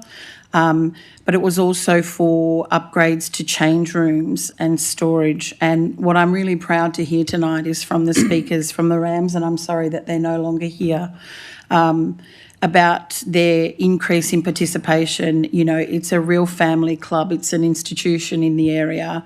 The increase in female participation is to be commended. It's a really, really supportive club of their young female participants.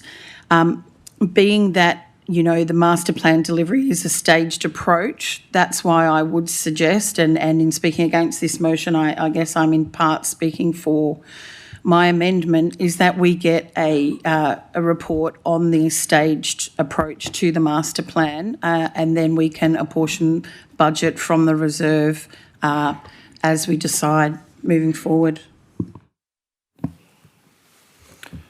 Thank you. Councillor Khanib. Yes, I'd like to speak for the amendment brought forward by Councillor Monaghan and seconded by myself. And the reason for that basis is we're well equipped with the quantum of funding required for the Carnes Hill pool, which has taken a significant number of years and received a fair bit of community backlash in terms of the timetable for delivery.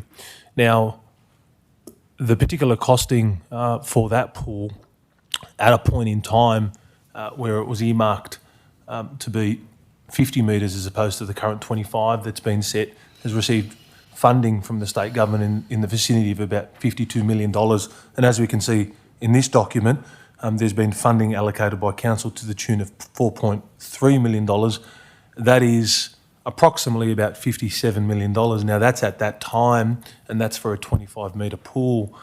The reality of it is this figure of 7.9 million has been determined by the leader of the operation in this department as appropriate to remove from restricted to general reserves. I suspect the basis for that is when looking at what's here in the internally restricted reserve, that the operations probably formed a view that nothing's happened in the last number of years and that this money should not idle there to the tune of about $8 million. And I tend to agree with the Director for Corporate Services, and the reason I agree with him is because what this council tends to do is, for whatever reason, want to sell assets like CT Lewis to cover a black hole, but we're not willing to move money from a bucket to another bucket for whatever unknown reason. We've done nothing with it for about 2.5 to 3 years. There's no proper plan in place. It's likely to idle here for the next 4 to 5 years until some plan does come back before council, and then a vote has to take place on it. And only God knows how much pools will cost in 5, 6 years' time when the plan actually does come about. And to keep it sitting there, it has done so, and then determined that it's in the council and the area's best interests to sell assets for millions of dollars. But just to park this here until when a plan is produced is just astonishing. I don't understand. Nothing's occurred in 2.5 years. It seems as though it was the first time the Deputy Mayor at the time, Mazar Hadid, had found out about it, and it looks like nothing's been done since that period of time to advance the cause. And this is not speaking against what was raised by a community group, as I understand the Moorebank Rams who were here earlier. They're well within their right, but moving it from restricted to the general reserve doesn't mean that a community group can't advocate for funding. Of course, this council has hundreds of millions of dollars that it can allocate for funding in budgets and things of that nature. It doesn't need to be tied down to a bucket titled Hammondville Pool and Precinct Reserve. It can be moved to the general fund as recommended by the staff operation, and determination can be made later as to funding allocations for specific projects and grants and things of that nature. But if this money is going to be sitting there for the next 5-6 years, and we run risks of not being at our levels of cash reserves and not being at our level of being at a level that possibly breaches our covenants, well, then I tell you, my position is quite clear. I'd rather move money from a bucket to a bucket for a project that no work's been done on than sell a community-based asset that will be worth more money in 5 years' time. That decision would be simple to me in terms of what I would prefer, and it's on that basis that I seconded Councillor Monaghan's motion.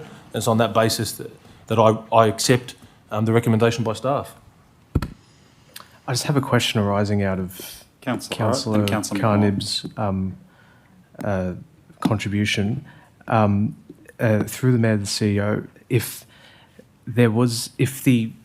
funds were in an internal restriction, and then they were shifted, or the internal restriction was collapsed and was shifted to the general fund, would that actually impact on our bank covenants? Yeah, through the chair, the Director of Corporate Services. No, it wouldn't. So it's the case that whatever is internally restricted in the view of the bank is still basically unrestricted funds, in effect. Yes. Thank you. I'll have you. McNaught? Mr Mayor, I'm just aware we've had 2 speakers for and 2 against the amendment. I would ask that the motion be put. The Deputy Mayor had his mic on. I've just got one question. The football club was speaking on a motion that I couldn't see anything of them mention it. Have I missed something? Commo 3, are they on the agenda for getting a grant? Oh, okay, that's just an order that they put in. Okay, I thought maybe I may have missed something. Okay. Deputy Mayor? Yes, listening to councillors' points of view and understanding what council is trying to do, we need to have around about $25 million in that unrestricted funds, and that's going to be an issue. This way, at least that money, the Hammondville Precinct Reserve, if that were to go in there, that would go a long way towards achieving what we need. So I can see that's a good point, and I can understand the CFO's reason for doing so.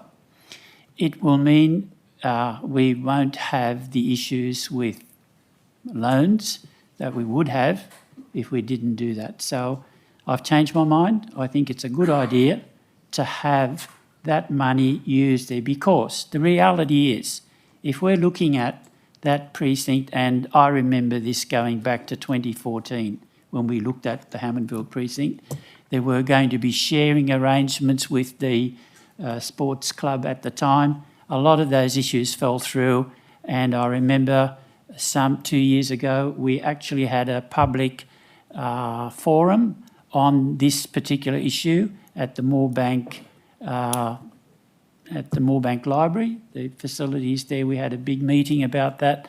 We probably had well in excess of I think 100 people attend that, and they wanted to see it happen. Point is, it's not going to happen for quite some time. We haven't got, I would think, at least $100 million to do that. So that money is going to be sitting there in that restricted reserve for a long time, doing nothing, where it could be used in the unrestricted reserves to bolster council's financial position. That's my point of view. Councillor AJ? Yes, through the chair to the CEO, I just got a few questions to ask. The purpose of the land being sold in Hammondville, was it sold to keep the money in that area? Through the chair, yes. So if that was sold I believe that in this council, even people oppose selling that land to upgrade the area facility.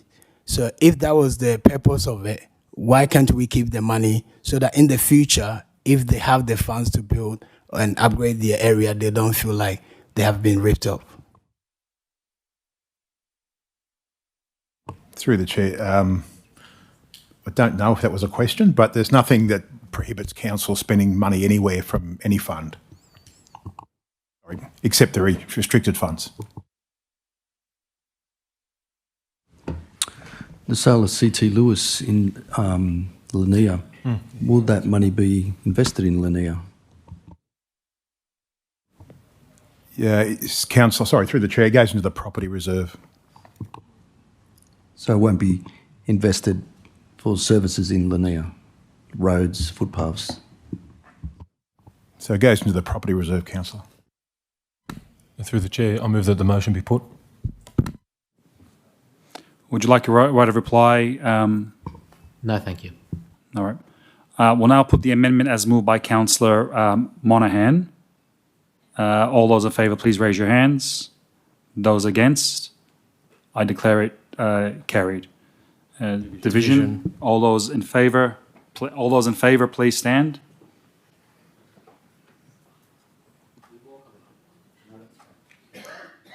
Those against?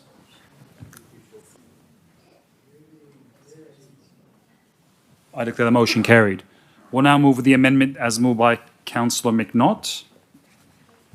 Did you want to speak for your amendment, Councillor? Only to say that I've already, I will speak for the amendment again, that to reiterate that what we are achieving in any master plan is a staged approach. We've had representation tonight from people directly involved in that precinct for whom that money was, as a resolution of council, set aside for people within that precinct. And they've come to us asking for things that we said we would deliver as part of that precinct, which is, amongst other things, female change rooms. So I would encourage that we stick to the will of this council and we keep that money aside to deliver. I'm happy for us to spend the whole whatever's in that reserve to deliver these upgrades in a staged approach, starting as soon as we possibly can. Councillor Moon. I'd like to also speak for the motion as a seconder. Just before you go, can we have the amendment put on the screen, please, so we know which one we're dealing with now? Yes, okay. Sorry, yes, Councillor Moon. Just reflecting on what Councillor Carney said in regards to CT Lewis and Councillor Raftevsky, that particular facility sat vacant for over 7 years. It was deteriorated. The community wasn't getting any use out of it, and it had to be sold. We're here, it's a totally different situation. We have funding to upgrade current facilities for our community. There's a huge difference, and I urge all councillors to look at what the community wants and needs. I understand some people might see this as a political situation, but it's not. This is all about the community. This is money that was sold from that particular community, and it needs to go back to that community. We are not asking anybody to play politics. We are playing with Point of people's order. lives. Point of order. No one's playing politics. Your point of order. Playing politics. The reference to playing politics, Mr. Mayor. I think you pulled me up on a point of order where I used the same term when I was speaking once. So I think, in fairness, you should uphold my point of order this time. What's your point about your comment, Councillor Moon, about point of order? Well, referencing Councillor Monaghan when he said it was via the previous mayor, when it was yes, you did. Go back to the transcripts. Look, Councillor Moon, can you just withdraw that so we can move on, please? Political slogan. Isn't that political? Isn't that using political? You use that as a political slogan to input it into the council books. Yeah, just thank you. If I can just say, Councillor, if you're going to be concerned about the word and establish that as a benchmark of the word political, then I'll have to apply that very consistently. I think you should apply it consistently, because I only raised it because it was raised against me and you upheld the point of order. So I thought I'd do it in reverse. Yeah, but you also objected last meeting with regards to the use of the word. This is the first point of order I've raised. No, I'm just saying. I just wish you gave your Liberal Council colleagues the same speech when they raised the point of order. I haven't finished yet. So I'm just saying. You raised the point of order at the last meeting regarding the use of the word what was it again? Monologue. And I was told that was not a synonymous term for speech, which I did go home and check the dictionary at night time, and it is. So if we want to be that sensitive about words, which you're entitled to do so, then that's fine, and we'll have a lot of point of orders, and we can go with it that way. I appreciate your comments about sensitivity, but I think your first comment was more accurate. Consistency is key. So long as you rule on points of order in a consistent fashion, I won't have any issues. Yes, yeah. So is there another word you can use other than political, Councillor, to convey your point? We can use it for gain. Yes, that's fine. Thank you. So he's withdrawn that and used the word gain. So therefore, the community deserves to have these facilities. We've been on many journeys with the community. They've asked for what they want, and today we had another community group asking for the very same thing to happen. So I ask all councillors to support this, and I thank them very much. And I also thank the staff for the work they've done since 2012, you said, on this sort of studies? Yes, even actually a bit earlier. Yeah. Thank you.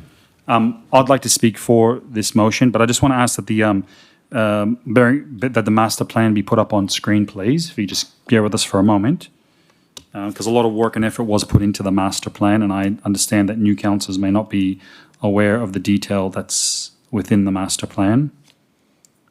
Is the cost included in that? There is, but as we know, there is always escalation. And can I say, to start off with... What is the cost? We'll get to that in a moment, but can I say this, that when we started with the Carnes Hill precinct, there was $0 in the budget for Carnes Hill.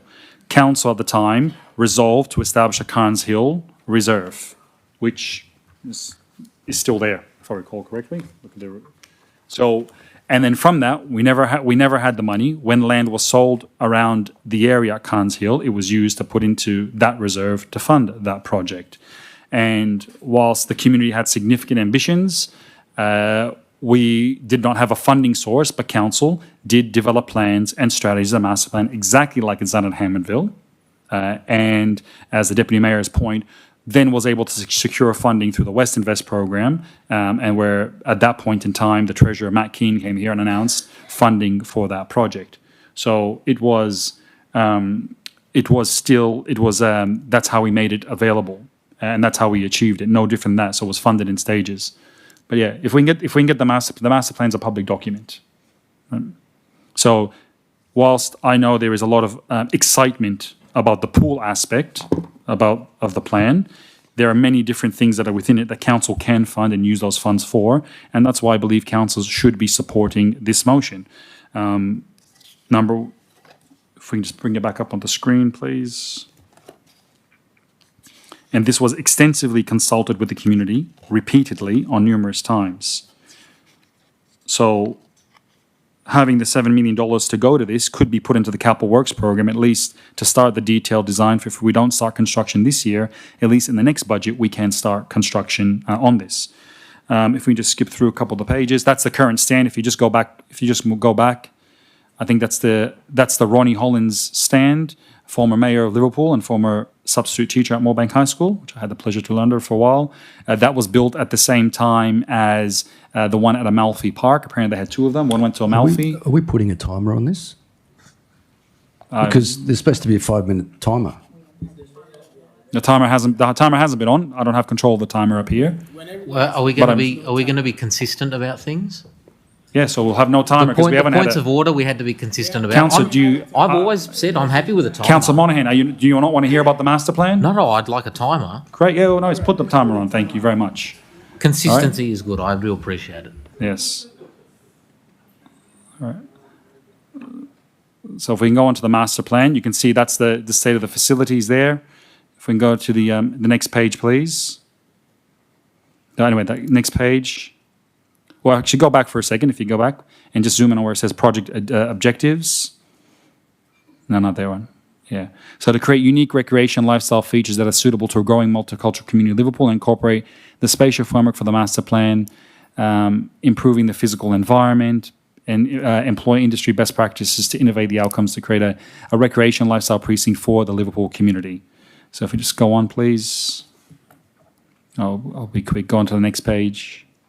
Next page. Yeah, this talks about what's existing on some of the site and some of the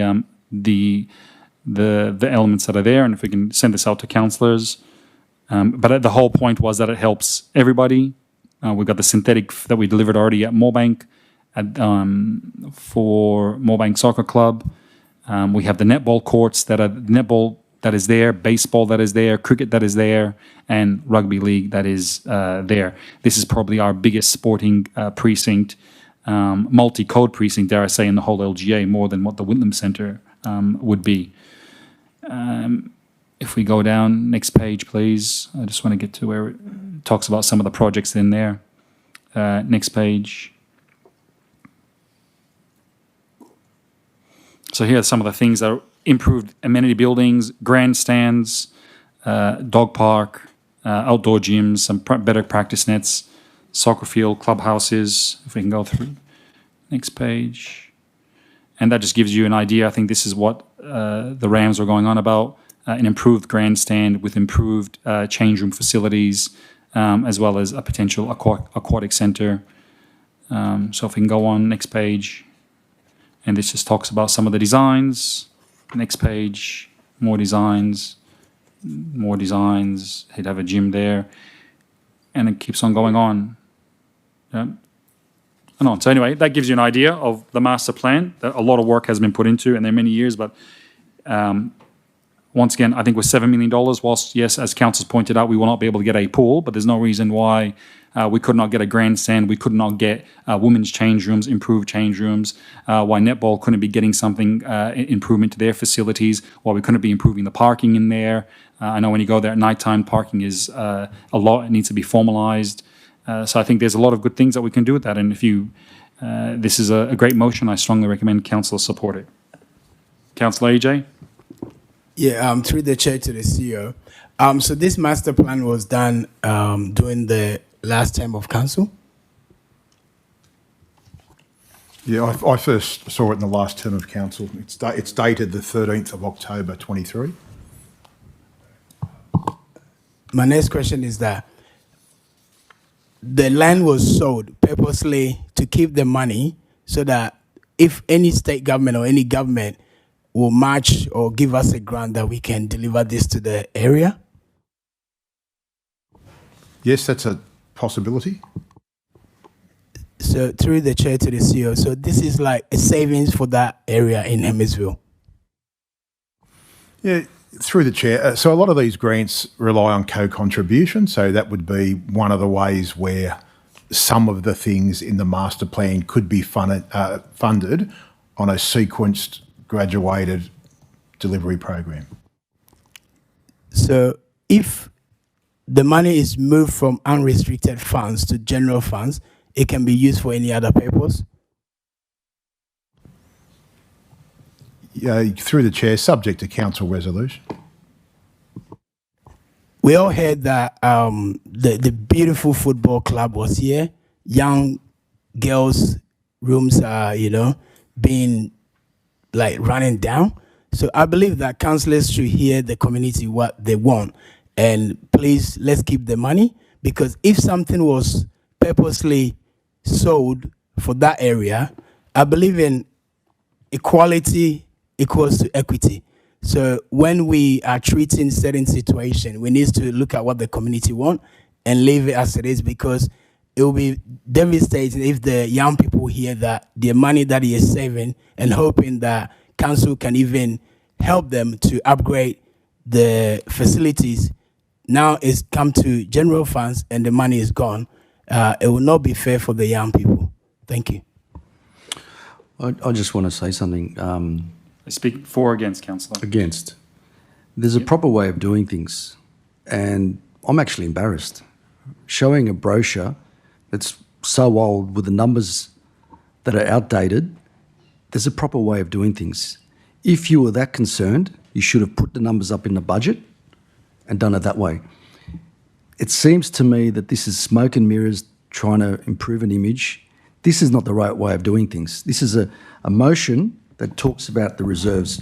I can move a motion next month and get all these change rooms and get everything else that they need in Hammondville done through a motion. So don't mislead the community by thinking that can't be done. We've done it with Olympic, where they're contributing, and we can do it again for the Rams. Give us a call, reach out to us. We're happy to support you. But I'm not going to sit here and play these silly bugger games. This is how a council got sacked when we wanted to build a stadium with no funding or no numbers attached to it. That's called incompetence. Looking at a brochure, wasting everyone's time, is embarrassing, unprofessional, and is not the way you do business. You have... What are you referring to as a brochure? You were showing some brochures without numbers. I don't want to look at brochures. Sorry, that's a council resolved adopted master Where's plan. the numbers? Don't give me photos. Yeah, but no, sorry, it's not just, it's a council adopted. Listen, I know you just finished high clarifying. school, but at the end of the day, you need numbers, not photos. That's how a budget is done. Look at this thing, properly done. You don't just put up photos and then try and blow smoke up everyone and say, oh, look, these guys... Sorry, I don't understand your comment about high school. Well, you only finished high school, right? And your point is? That's not... In university, you're taught that you are done... I'm being honest. This is what you're taught in university, not to look at photos. You do costings. You do it properly. You don't... You're misleading the public into Councillor thinking that... Racevsky, this is not a forum to be personal.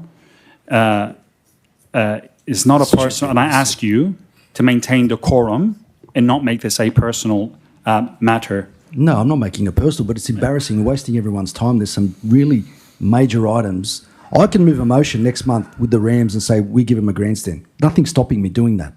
The way you guys have done it is lazy. You could have put it into the budget papers and spent the time, and like my dad used to say, put your bum on the seat and do the hard work, instead of, this is lazy, absolutely lazy. I'm embarrassed by this, honestly. Treat the people with respect. Let's move on to the next motion. Yeah, come on. Like last month, you wanted to sack the workers. Now you want to thank them again. I just can't believe you. Are you speaking to me through the chair or just across the table? Through you to the chair. Oh, no, you didn't. You just went across the table. So go through the mayor if you want to insult me that way. It's better. Mr Mayor, if I could just reiterate that this is not asking for the council to build change rooms tomorrow at Hammondville Park. This is asking for a report to be brought back to council about how that money can be utilised to deliver part of the council resolve master plan. If we're at that point, I ask that the motion be put. We're not there yet. Councillor Moon. Just through those master plan photos that you put through, was there a gym in that facility as well? From my recollection of the master plan, yes. Okay, a lot of constituents have actually asked for gyms in that area. Sorry? Thank you, Councillor Racevsky. If you have a question, Councillor Racevsky, put it through the chair. I've actually spoken to a few constituents, one of them being Abdul, the other one being James, the other one being Peter, the other one being John, and they all want that thing to happen, so... Thank you, councillors. Thank you. Deputy Mayor? I believe the costings are available through the Director. I believe there were costings on this master plan from memory. It wasn't just an open thing. There were actually costings of what that plan would cost. The gym, the pool, yes, anyway. Yes, yes. So Deputy Mayor, therefore, correct. then, if there was costing, then those people were not university graduates because, according to the councillor, it was just a photos that we just showed. I don't know who did the master plan. So those people didn't go to university. Is that what the councillor was referring to? No, the numbers, how old are the numbers through the chair to Councillor Hall? Well, to clarify that regardless of the age of the numbers, the council has established a delivery management framework, or DFM or DMF, always.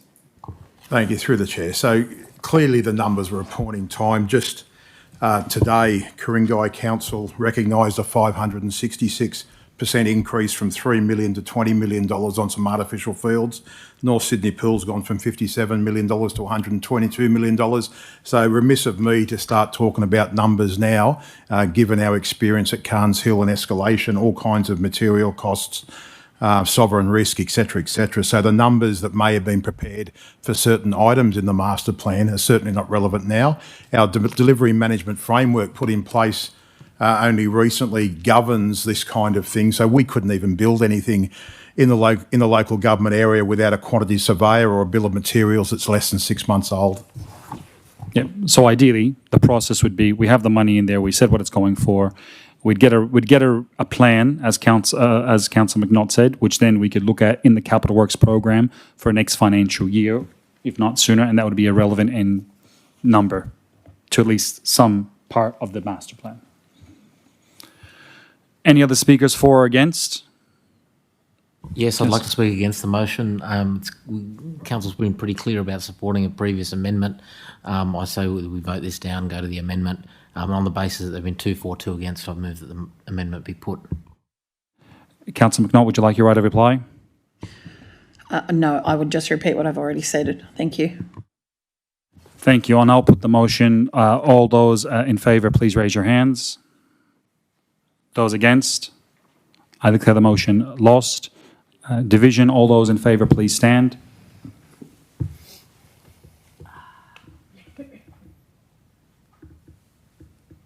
Those against?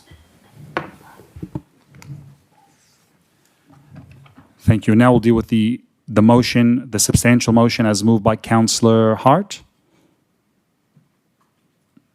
Can we just go back up to that? Is any more speaking for or against this motion? Our Councillor Hart originally moved the motion and spoke for it, and then there was an amendment move, so we still have the debate on this matter. But wasn't the initial amendment successful? The initial amendment, so therefore the initial amendment becomes the substantive motion. Becomes a substantial motion. And the further amendment was been dealt with? Yes. So the substantive motion is the amendment to the motion that I moved, and we're now voting on that? Yes, correct. Correct. Thank you.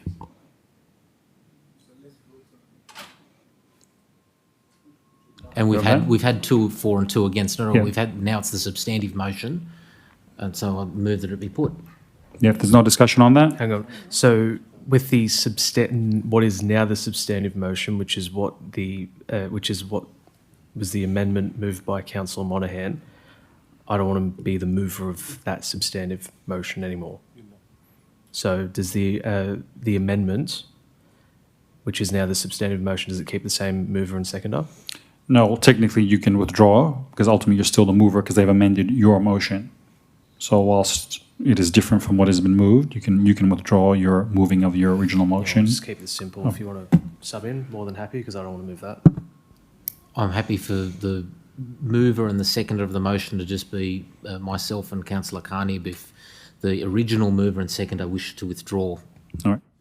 Councillor Carney, are you happy with that? I am, yes. Okay, so Councillor Monaghan and Councillor Carney become the mover and seconder of the now substantive motion, which is the amended motion. And can we have that noted in the minutes, my withdrawal from being the mover? Yes, we can. All right, is there any further discussion on that? No? Okay, I'll put the motion. All those in favour, please raise your hands. Against? I declare the motion carried.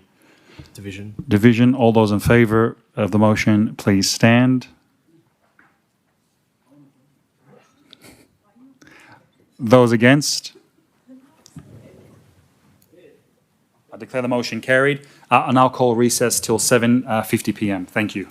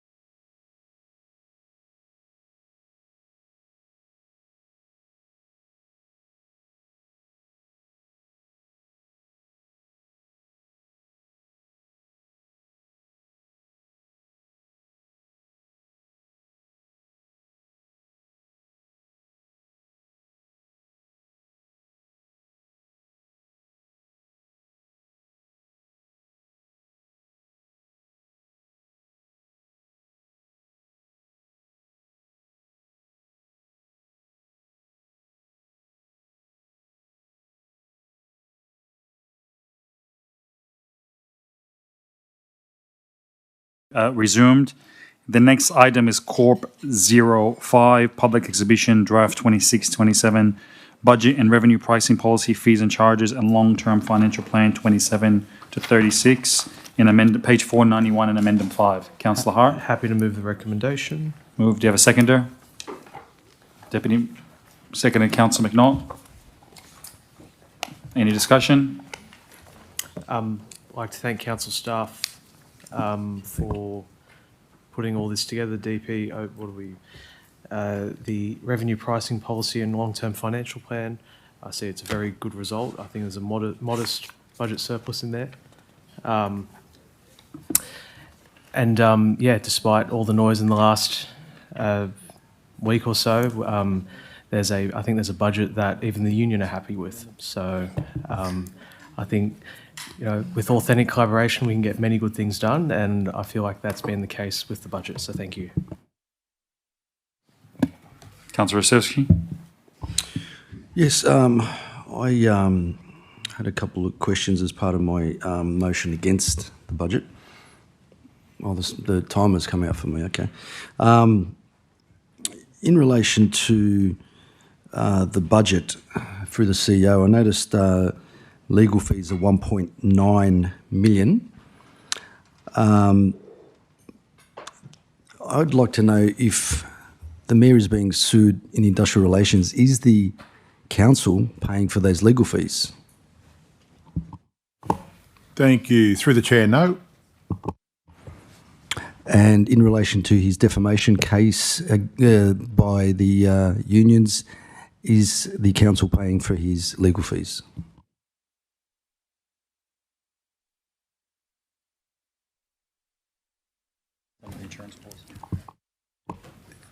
Through the chair, no. That makes me happy. What about in terms of festivals? What is the proposed budget spending on festivals? Thank you. Through the chair, the Director of Community Lifestyle has given council a number of options in relation to how they wish to run events and festivals, so I might just refer to her.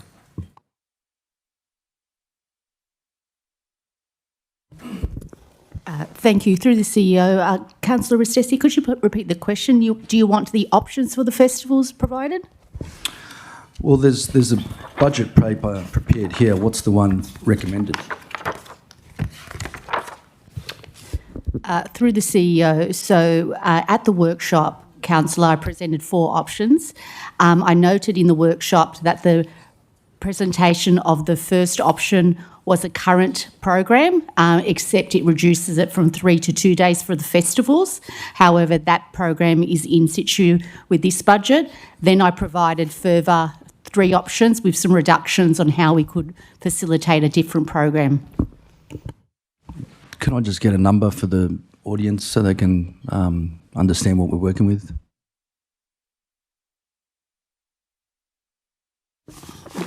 Yes. Oh, sorry. 3.2, just a little bit greater than 3.2 is what we're working towards, and that's to retain the hallmark festivals, the family fun days, which we are now going to call block parties, the festivals in the current location of the Macquarie Mall, but with a reduction from 3 to 2. And I've noticed that there is a rate increase to the ratepayers of the tune of just over 4%. Is that correct?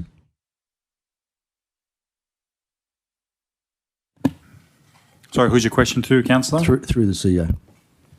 To the CEO. Thank you. Through the chair, the Director of Corporate Services as to the rate increase. Determined by IPART, 4.1%. And we don't have to approve that, correct? We're not. We can say no. We don't want to increase rates, correct? That's correct. Furthermore, I've got a motion up here about vacancies, and there was a CEO comment of there's not 26 vacancies, it's 4. I have the numbers here in front of me that a lot of the workers from the frontline division have been deployed elsewhere. So there is there is vacancies that need to be filled. And I'm looking at the numbers that were prepared by the staff at 116 million in wages, and we're still looking at that 114. There's a $2 million gap. That's a massive gap, especially where we got frontline services that need to be filled. I'm very concerned in that department, especially when we're spending 3.2 million on festivals, and we're reducing the rates according to the staff recommendations, which I looked at, and I think even 116 million is not enough. We need to get on top of the basics, and at the same time we're asking these ratepayers to pay 4% more. Not only that, there's an increase in the bin levy. I think it's $100, waste levy. On top of that, we've got a cost of living crisis. It's our residents are being squeezed on every angle, both from federal and state and now local government. In a time when we need to be more prudent, I can't see any other council spending that much on festivals in particular. And at the same time, our wages, we were working with a number of 116. Yes, it's increased from last year, but everything increases from last year. It's not about that. It's about filling the gaps. We've got a policy about cutting grass. It's unrealistic. We're not resourcing our frontline workers with the resources that they need. And until we do that, I can't vote for this budget. I've just got a question to the CEO. If I'm understanding this correctly, the recommendation notes that the proposals that were raised at last week's meeting have been modelled and included in the draft, so that the draft that is now being proposed as the recommendation in Corp 05 is not the draft that we were provided in the workshops. Is that correct? Thank you. Through the Chair, Director Corporate Services. Through the CEO, that's correct, Councillor. Basically, there was a draft provided last week, and Council moved a number of motions, so that based on those motions, that it has been redrafted to incorporate those changes at this time. My questions to the CEO. The motion that was passed at the last meeting was to model those changes. It wasn't to provide or amend the draft that was put to us to become the substantive budget. And isn't that the outcome of the debate that was had on the last occasion? Through the Chair, we just adhered to the Council resolution. Unless the Director Corporate Services wants to comment. Through the CEO, Councillor, at the end of the day, a budget was presented last week at the extraordinary meeting.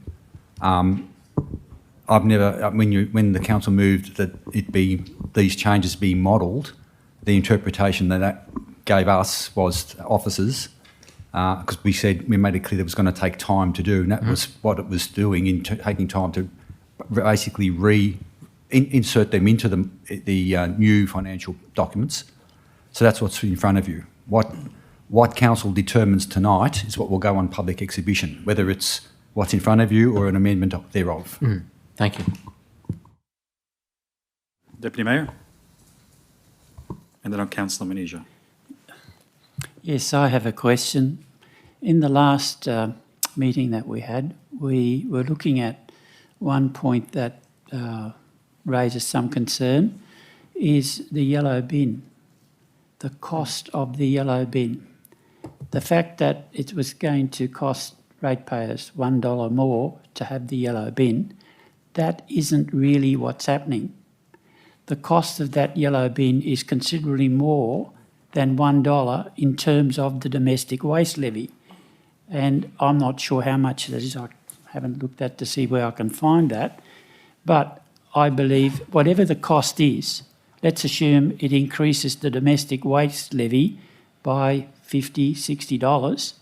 It now means that those people that don't take the bin are actually paying for others to have the bin. I think that's totally unfair, and I don't believe we should be doing that.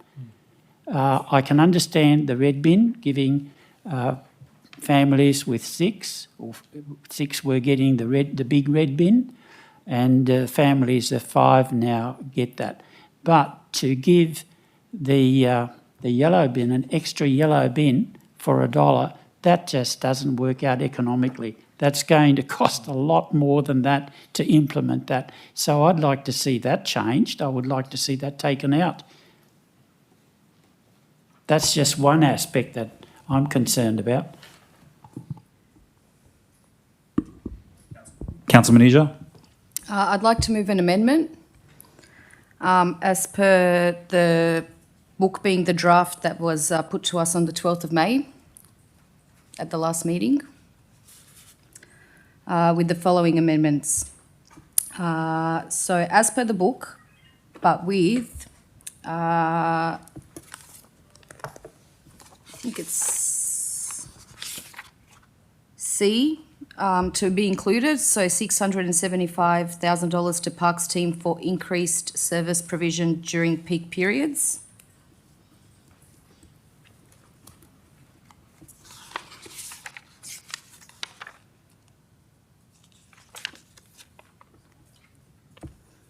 And G, which is $400,000 for Ernie Smith Reserve upgrade.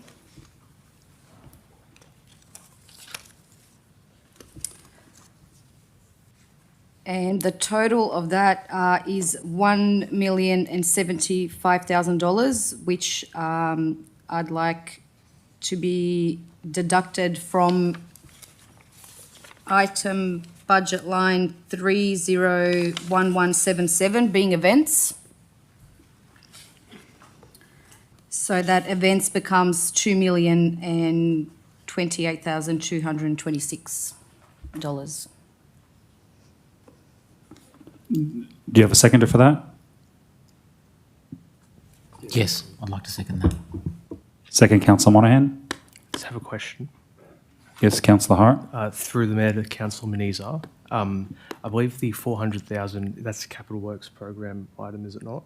It's not a operational budget item. Yes. I believe the $400,000, when I did move the motion last week, was coming out of the general property reserve. And how can that be allocated to events? Can I get clarification on those two matters? I'll refer that to the CEO. I don't think the amended motion talked about a reallocation, but I'll refer to the Director Corporate Services. My understanding of the amended motion was that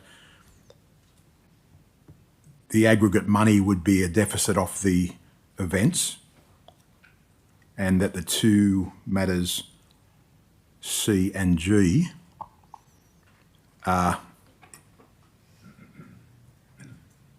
examples of how that money might else be utilised. But I'll speak to the Director of Corporate Service. Through the CEO, and I'll also get this confirmed by the CFO, but the $675,000 would be, obviously involves cash payment and also would affect the P&L result. But the $400,000, if it's funded from the property reserve, again, it's a cash, it affects cash, but it doesn't affect the operating result. So in the motion that's before you now, that would actually put increase the operating result by $400,000. My question to the CEO is the key assumptions in part of the budget matters that were resolved on the 12th of May of 2026, page 495 at G, indicates that an amount of $400,000 has been included in the capital works program for the proposed upgrade to Ernie Smith Reserve, funded from general funds. So is it the case that on the substantive motion, that $400,000 for that upgrade is to come from the general fund?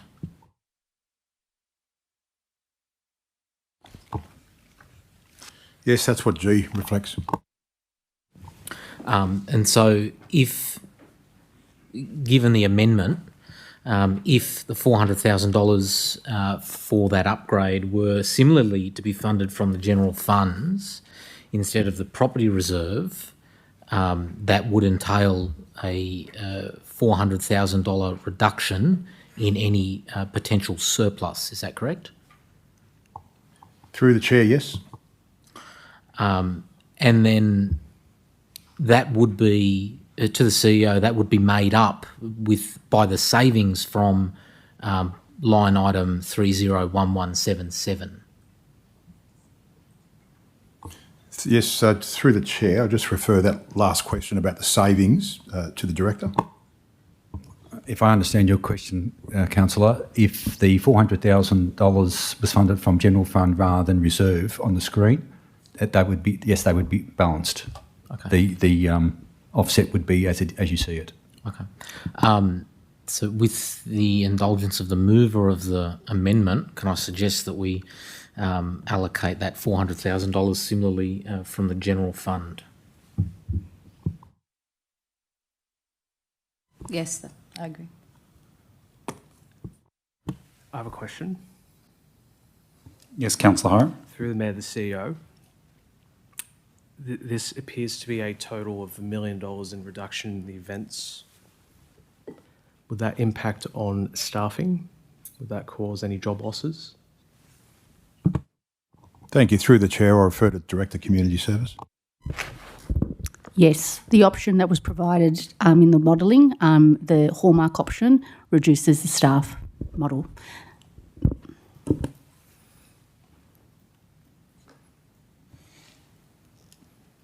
I guess following on to that, what events then will be cancelled?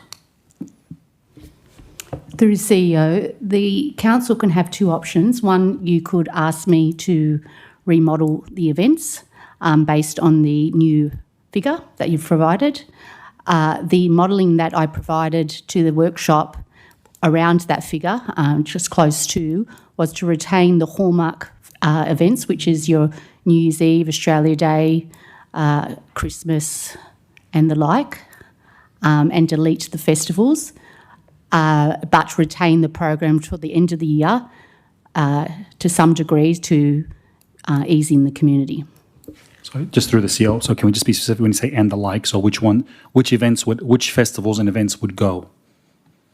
Won't that simply be an operational determination made by the Directorate? Through the CEO, the option that we provided was all festivals will be removed and we retain the larger, what we call hallmark festivals, which is your signature ones that we have during the year, like New Year's Eve, Australia Day, Christmas. Oh, once again, through the CEO, which festivals would go? Oh, sorry, I'm not being clear. The cultural festivals. Then sorry, just so people can be clear, just so we know which ones the names are then, please. Okay. Through the CEO. Through the CEO, Eurofest, Primavera, Pacifica, Starry Sari is a grant funded, so that will be retained. We would Most Blessed Nights, Motherland, Lights and Lanterns. They would be cancelled. Correct. Through the chair to the CEO, why can't we get the money from general funds and then add it to the 3 million? Because the community depend on this. And first time in history, even since I've been in Australia for 30 years, we have an African, event called Motherland, which brings people together. So I will ask the councillors to consider taking 1 million from events that brings community together, bring people together. It's gonna be very hard. Liverpool will be boring again. We're going back to the olden days, 30 years ago, when there was no event. So if we can get the money from somewhere and then put it back to where the recommendation is.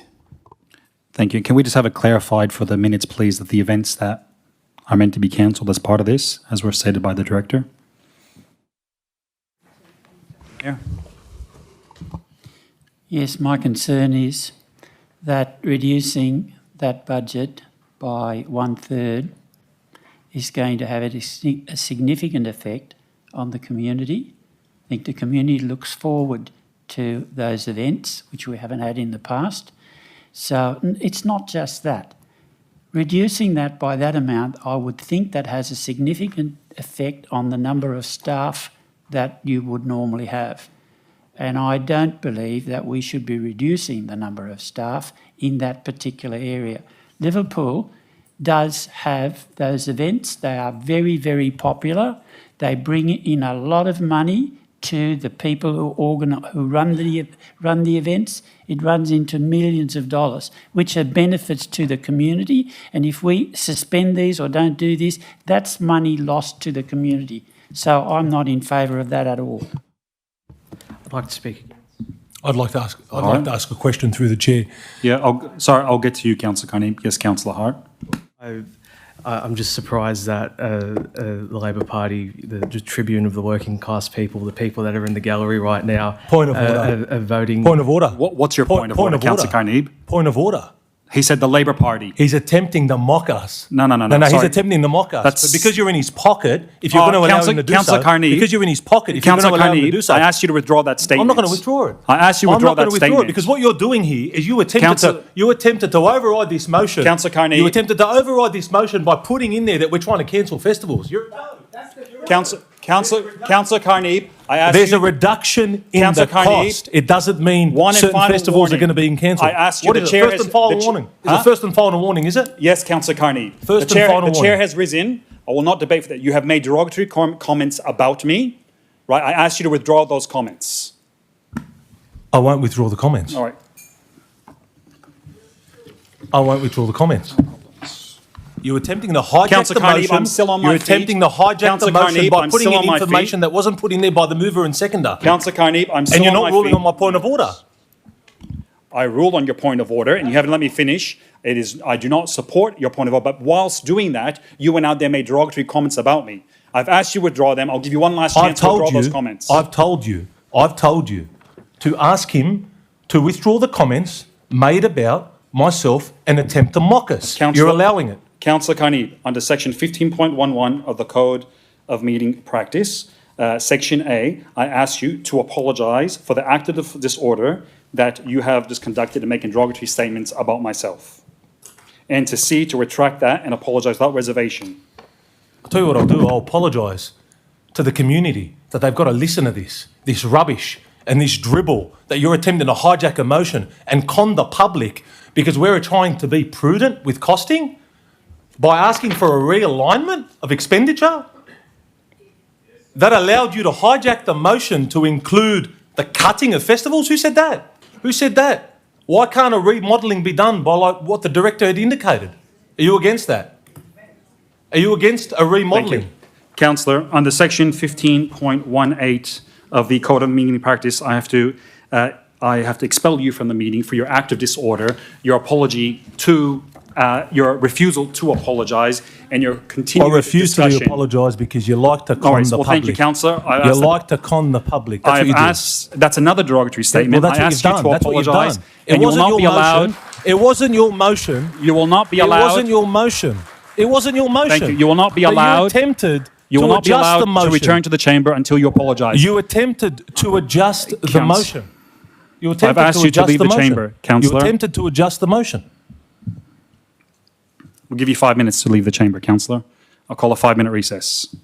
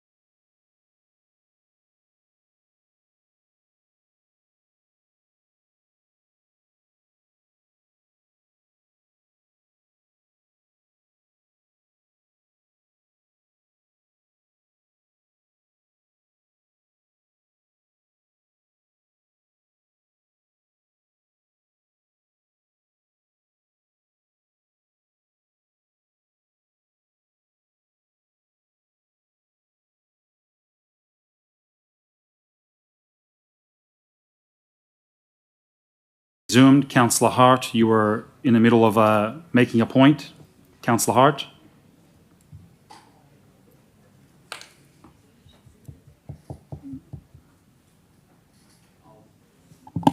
I'll conclude my contribution at there, please. Councillor Manija. For you to put on the record that that's what I'm trying to cut is absolutely abhorrent, and I will not have it. We can have remodelling of the festivals, but I, during the by-election, spoke to the community, and I've had comments and messages and emails that are countless. I can print them out if you want, about what the community want. The community want festivals, but they want community festivals like we used to have back in the day at Carnes Hill that bring the community together. This does not bring the community together. That's the point I'm trying to make. We need festivals. I'm not against festivals. We need to cut a bit of the cost. We don't need all these festivals. We need to have community festivals, festivals that are going to unite the community, that are for all the community. And by that fact, include every single one of those cultures. And that's the point that I'm trying to make.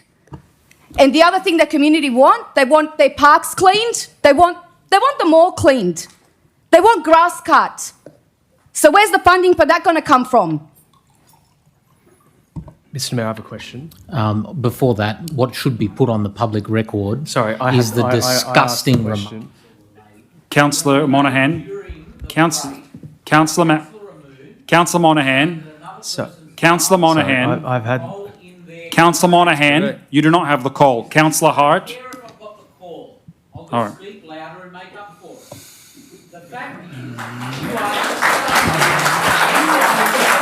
Okay. No worries. You obviously want to... Thank you. You obviously want to follow your call. You've called me disgusting. That is an act of disorder. Okay. Thank you. You're an act of disorder. I'll give you an opportunity. Politically motivated. It is a complete and utter disgrace. Council, the chair has the risen. way that you I ask you operate to observe these the code of meetings. meeting It is practice. incompetent. I ask you to observe the code of meeting practice. It is blatantly in disregard of the code of meeting practice. Thank you, Councillor Monahan. I give you an opportunity. You've conducted an act of disorder under section 15.1. I ask you to withdraw your comments and apologise. Councillor Carney. Councillor Monahan. Councillor Monahan. No. Okay. Councillor, under section 15.15 of the Code of Meeting Practice. Thank you, Councillor. Under section... Councillor Manija, we don't yell in this chamber, right? You want to continue on? There was... Councillor Monahan, under section 15.15 of the Code of Meeting Practice, I have now had no choice but to expel you from this meeting until an apology has been given. I'll give you 5 minutes to leave the room. Thank you. Okay.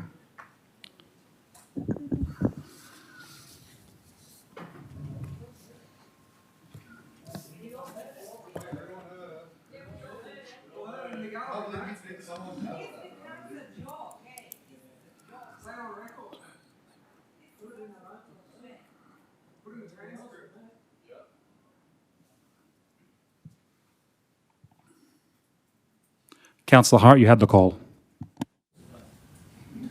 Oh, look, I've got the call. Who's got the call? Councillor Hart has the call because he was interrupted by Councillor Monahan. And yes, the Mayor Councillor Hart instructs who has the call. But that's okay. Through the Mayor to Councillor Manija, now that you know that a potential budget readjustment, as outlined, the motion that you've moved, will result in job cuts, staff job cuts, are you still supportive of it? I'm supportive of us having festivals that are for the whole community. You know what else I'm supportive of? I'm supportive of the mayor publicly calling out Councillor Amoon for his comments Okay, point and of throwing order. him out I've for asked his... a question. There's been and- a sorry. With respect. There's been a point of order that is being called. When a point of order is called, we must adjourn on the point. We must deliberate on the point of order. Councillor Hart, what's your point of order? I asked a very direct and succinct question, and yes, it's just gone on to a tirade. Thank you. About something that happened. What That's Councillor got nothing Hart to do with what's before us. What Councillor Hart is trying to achieve, now that you understand the impacts as outlined by the director, he is basically saying, because we would like to try to get something that we all can agree upon, are you prepared to make adjustments or at least to your motion to find a point where you can go, ultimately, if you're cutting $1 million, which is a third of the budget from the events, staff are going to get sacked, and you're not going to have the events as outlined in the event program. So ultimately, there has to be a choice made, because for the events that run, and once again, I know you've just come on board and the staff haven't been able to be, there are requirements that staff have to do with regards to security and so on and so forth. And you cannot just cut money from New Year's Eve. It is a significant event with a lot of people there. You cannot just cut money and not expect an impact on service. There's actually a safety obligation with regards to how we conduct these events. So once again, what Councillor Hart is trying to achieve is knowing that this is the impact that it's going to have. Are you prepared to change? Are you prepared to change your motion so that we can move on and keep these events as outlined as they are in the program? I don't want to keep these events as they're outlined in the program. I want them adjusted so they're for the whole community. Okay, so community events. Okay, so That's what I want. What do you mean adjusted for the whole community? We don't need all these cultural festivals. We need community festivals. Okay, so you want to change the events program? Yes. Okay, and so does that mean we would still have a Lights and Lanterns, a Motherland, a Blessed Nights, a Pacifica, Primavera, Eurofest? No. Okay, so therefore what is written in point C is accurate? Yes. Okay, all right. All right. Now, we were dealing with this amendment. Would you like to, any more speakers for or against this amendment? As moved by Councilman Meniza. Would you like a right of, if there's no more speakers, just one sec. No one? Okay. Then we'll give you a right of reply, Councilman Meniza. Councillor Rosevsky. Look, in all honesty, what's happened here tonight, it's... Look, obviously I knew Sam's father and he was an honourable man. He wouldn't have approved what Councillor Richard Amoon... Yeah, he wouldn't have agreed. Thank you, councillors. Can we keep it to the... Yeah, but I'm can we trying keep to... it to the motion that's at hand here, yes, please? I'm trying to understand. It was out of line. It is unfair to be talking about this budget after what happened tonight. It was disgraceful. I think we need to adjourn this meeting to another evening, because what happened, honestly, I'm appalled. I really am. And it takes a lot for me to be appalled, but the behaviour was unacceptable. It was absolutely, and I know his father would probably kick you in the backside for saying that, right? All right. Okay, He thank would. you. He Thank you, would. councillor. Can we keep, So councillors, can we please keep the adjourn this discussion meeting? about this? Can we adjourn this meeting to another evening? Because we've got some critical councillors that have left, and we're talking about a major item. And I've also got important items in here, but I'm actually disgusted to sit in this room right now. I'm struggling after what happened. And I don't want to sit here to condone it. If I sit here, I'm condoning it. And I don't condone what happened. I have to leave, but I have an obligation at the same time. I don't want to be torn. I think it's mature if we close the meeting and realign it for another evening, where I think Sam and all the other guys, we can all cool down, and this is a very important item. It should not be discussed in such a way as disrespectful to everyone. No one could see what happened tonight, but it did, and we need to deal with it. And I think the mature thing is to close the meeting and let's call another night. Thank you. Councillor McNaught. I have a question. Can I just get the amendment moved down a little bit, please? My question is, if the mover and the seconder of the amendment have retired from the meeting, what happens to the amendment? It's still on the books. Okay, thank you. And then can we please vote on the amendment? Okay. All right. I'll put the amendment. All those. Thank you. All those in favour, please raise your hands for the amendment.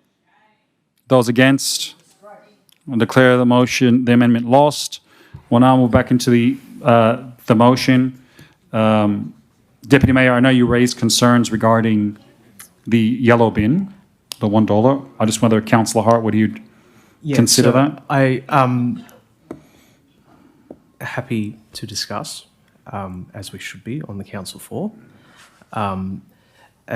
Given the concerns raised by the Deputy Mayor in relation to the $1 yellow bin, perhaps can we request a briefing or maybe refer it to the Governance Committee meeting on the impacts of that?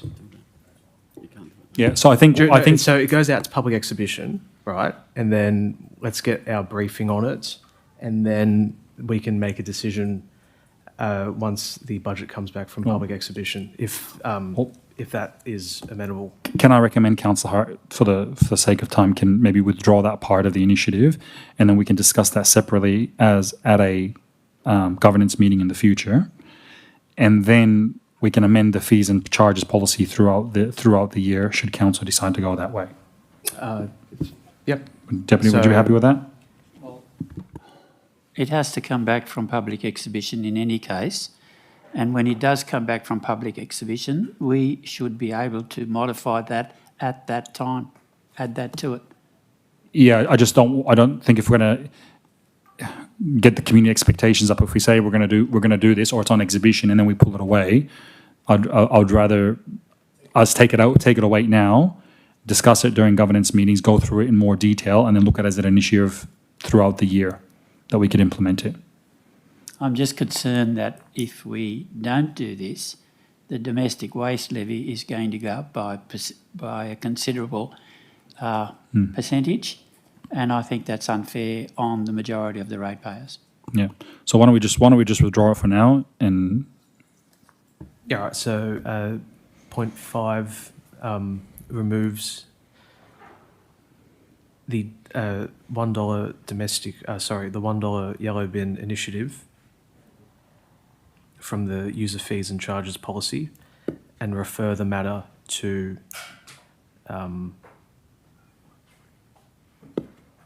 Governance Committee meeting. To a Governance Committee meeting. Doesn't have to be the next one. Is the seconder happy with that? Is there any discussion? All right, if there's no further discussion,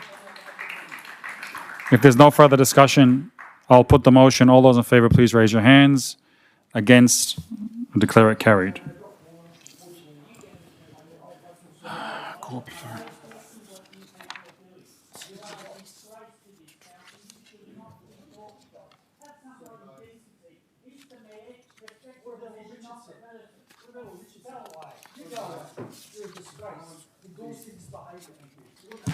So, Mr. Mayor, there's quite a lot of. Can I ask council? Thank you.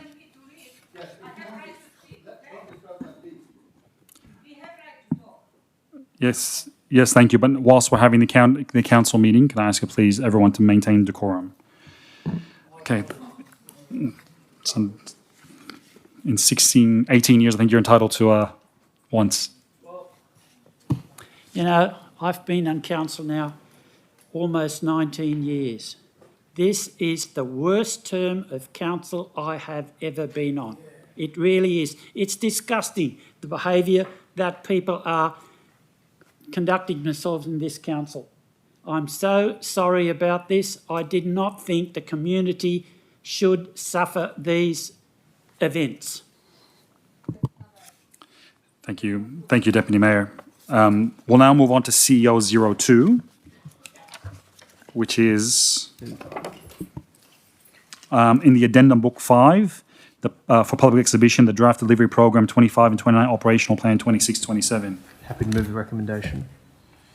The recommendation is page 304. I'll just wait for everyone to get a hold of it. Move Councillor Hart. Just seconded Councillor McNaught. Is there any discussion?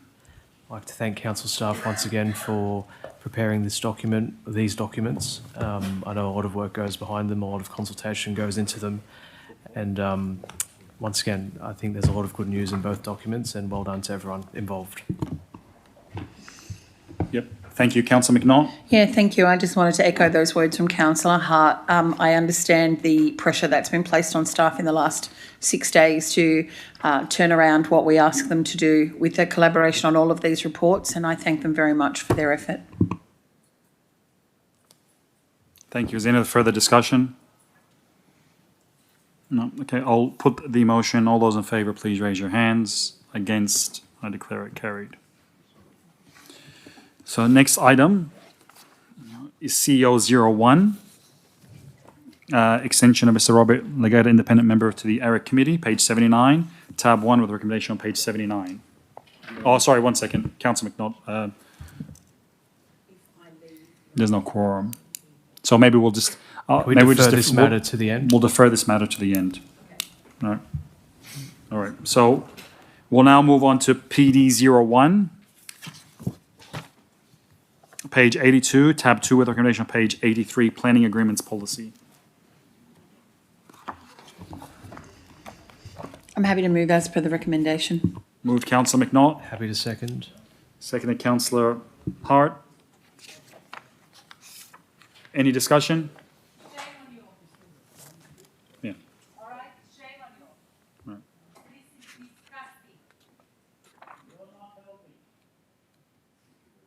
Yeah.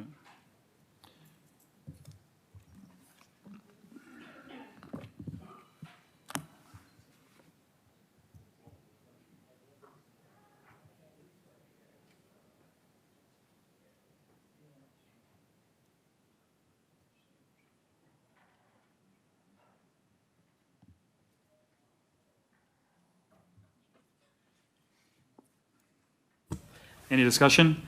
And I'd like to thank council staff again. I know this was deferred to a governance committee meeting. And it looks like our feedback's been taken on board. So I thank council staff for their hard work once again. Any other discussion? I'd like to also put it on the record.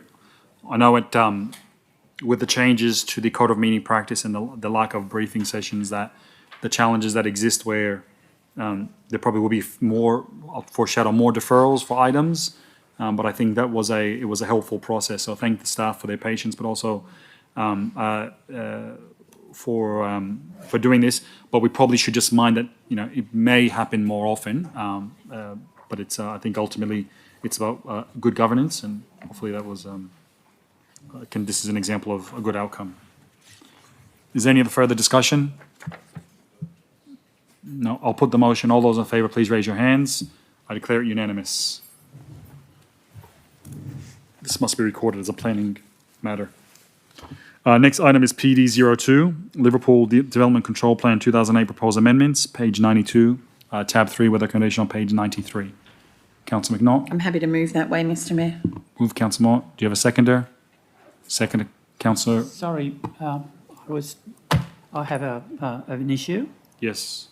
Item 4 on that recommendation, I'd like to modify that amendment. Page, so. Yes, I'd like it to come back regardless. That way, if there's anything that happens in between time, we can at least modify it. If we don't know about it, we can't do it. All right. Say that to modify point 4, the way that the Deputy Mayor suggests, just that we will get a report back to council following the public exhibition. All right. So if you're happy to second that on that basis, Deputy Mayor, is that clear for the minutes? That we amend point 4 should say that this comes back to council. This comes back to council after public exhibition. 3 and 4. Oh yeah, and remove point 3.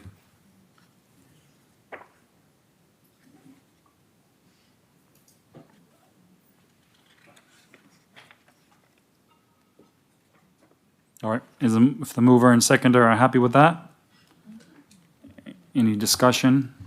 I'd just like to thank staff. Again, I know that we brought this to a governance committee and we did have some discussion about it, but I think this covers as well to be able to bring it back for a report post exhibition. So thank you. All right, if there's no further discussion, I'll put the motion. All those in favour, please raise your hands. Against, I declare that unanimous. Com 01, appointment of councillors, committees and affiliated bodies, vacancy roles only. Page 98, tab 4, with the record on page 98.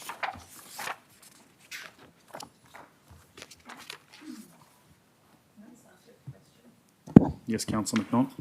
Through the chair, can I just ask for a quick, and I should have done this, I apologise to the director, apart from the Tourism and CBD and the Sports Committee, can you please let us know when those other two committees meet?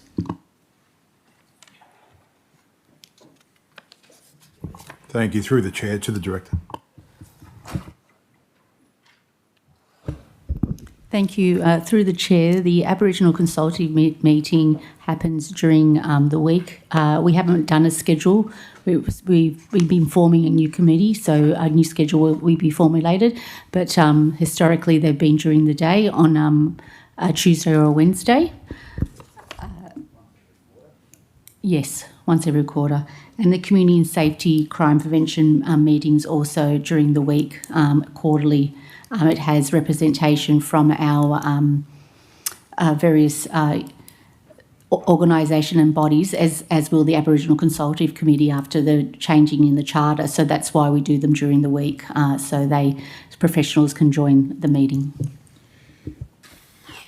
I'd just like to note something. It says that we're all members of the Civic Advisory Committee, and I can't remember the last time I received a calendar invite to a Civic Advisory Committee meeting. So can we just check that to make sure, through the Mayor and the CEO, that all councils are receiving those invitations? Might not be the case. I'm just doing a quick search, but I just don't remember the last time I've been invited to one.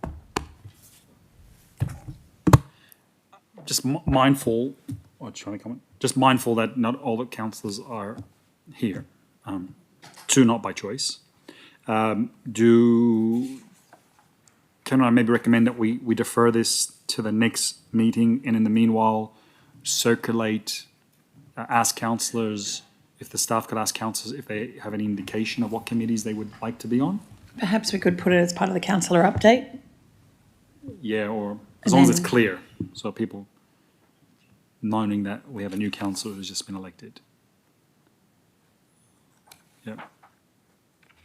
I think we don't have to stipulate the emailing councillors. We can just, if that's all right. Yeah. Okay. Is everyone happy with that course of action? I'm happy to second the deferral. Seconded, Councillor McNaught. If there's no further discussion, I'll put the motion. All those in favour? Against? I declare it carried. Com 02, page 102, tab 5 with recommendation on page 102. Move Deputy Mayor, seconded Councillor Moon. Any discussion? I'll put the motion. All those in favour? Against, I declare it unanimous. Next item is Com 03. Happy to move it. Page 106, with recommendation on page 106, tab 6. Move Deputy Mayor, seconded Councillor Hart. Any discussion? I'll put the motion. All those in favour? Against, I declare it unanimous. Okay. Corp 01. Oh, hold on. I made a little boo-boo. We moved. Well, then, when we moved to move items forward, I just remembered that Councillor Rostevsky added a few noms to move forward, but he's not here. Yeah, 3, 4, and 5. All right. Well, he's not here, so I'm just going to continue going. So we'll go back. So sorry, I just realised that. Corp 01. Sorry, procedurally, should we just move a motion to revert back to the original order? Yes. Happy to move that great. Moved Councillor Hart. We go back into the order. Seconded Councillor AJ. Any discussion? All those in favour? Against? Declare carried. Thank you for that. Okay. So yes. So Corp 01. Page 113. With the recommendation on page 113. Councillor McNaught. Moved, seconded Deputy Mayor. Any discussion? No, I'll put the motion. All those in favour? Against? I declare it carried. Next item is Corp 02, quarterly budget review, quarter 3, page 115, tab 8, recommendation page. Happy to move with just one question. Moved. Councillor Hart, seconded. Deputy Mayor with questions. I just want to know through the Mayor, the CEO, it was project 201297, waste remediation. Comment, budget reduced to align with projection. There was a reduction in the budget for waste remediation by $131,071. Can we get an explanation for that? Is that readily available? Isn't that the one for the asbestos? Waste remediation. Oh, the director's not here. Sorry, thank you. Through the chair. Can you just point me to a page in the budget? It's page 128. It's the second item, 201297.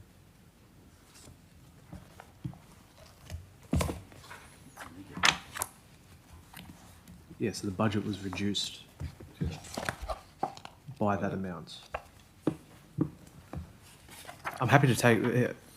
Can be taken on notice. I'm happy to take it on notice. But why I've got the question, I just thought I'd congratulate the staff on hitting at Q3 98% of our budget projection and the surplus result for a surplus forecast. I was going to thank you. I was going to congratulate you guys. So you stole my thunder. I know there's been a lot of discussion, CLM, about if you or one of your staff would like to give an explanation for those, a very brief of where we are at the moment and what this is effectively saying. Yeah, I'll just refer to the Director of Corporate Services to talk about the Q3 result.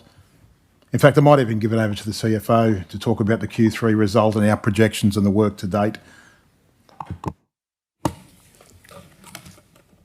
To the CEO, councillors, back in June 2025, council adopted a budget which projected a surplus of a modest surplus of $800,000.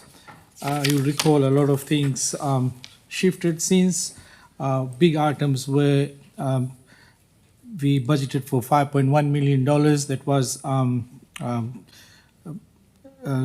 remittance that we were expecting from the Bankstown City Council, $5.1 million. We had advice from the New South Wales Grants Commission that we should not be expecting any advance payment of the financial assistance grants in June 2026. What actually happened since staff were, the CEO was very diligently looking at salary savings. So we actually made $3.8 million of salary savings. There were 3 properties disposed. One was the built one, and then council resolved to sell 2 more properties that has given some sale. So I'm happy to report that we are actually projecting that our net cost of services will be close to budget, which is $800 million, given the ups and downs. Thank you. Yeah, I just wanted to congratulate council staff. Sorry. I wanted to congratulate council staff. It's a fantastic result. I think it was a projected surplus of $800,000, and we're pretty close to it. So, well done. Good budgeting from everyone, and long may it stay that way. Thank you, Councillor. I'll refer to the transcript later on, but I think you said 800 million, but we'll go with thousands, yeah? That would be great. Thank you. I too, if I can, just quickly wanted to thank staff. You know, I've been through many of these budget quarterly variations and reports, not as many as the Deputy Mayor, but I've been through a few that now, and I really appreciate the work that's gone into making these, you know, very, very close on. Like, you know, this is really impressive. It's changed over the time that I've sat here. I'm sure it's changed over the time that you've sat here. But, you know, I really appreciate all of the work that goes into, you know, forecasting and things like that. It's not my expertise at all, and that's why I rely on you. And thank you very much, you and all of the staff, Mr. CFO.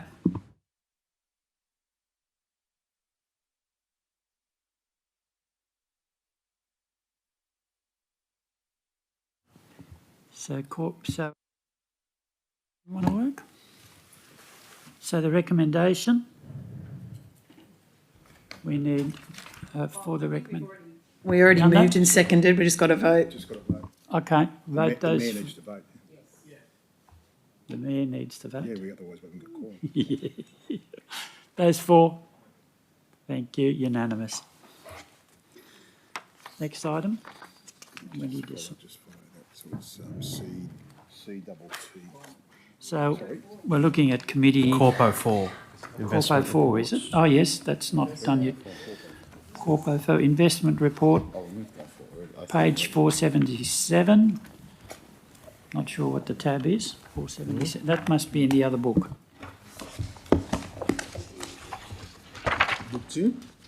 I'm happy to move the recommendation.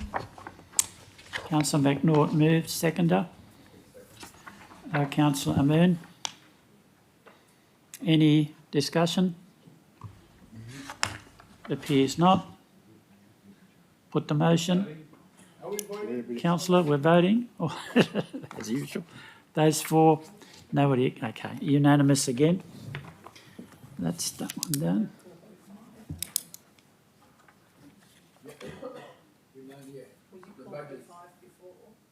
Did we do Corpo 2?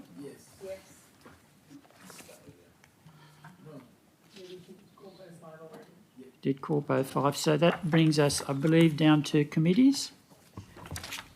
Committee reports. I'm happy to move them as a whole. Move them as a whole. I had questions on the EAC. Is that there?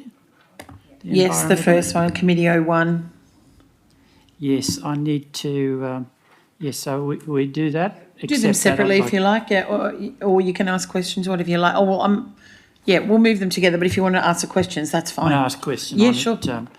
And this is probably to, through the CEO, the Director, Lena, I think. Yep.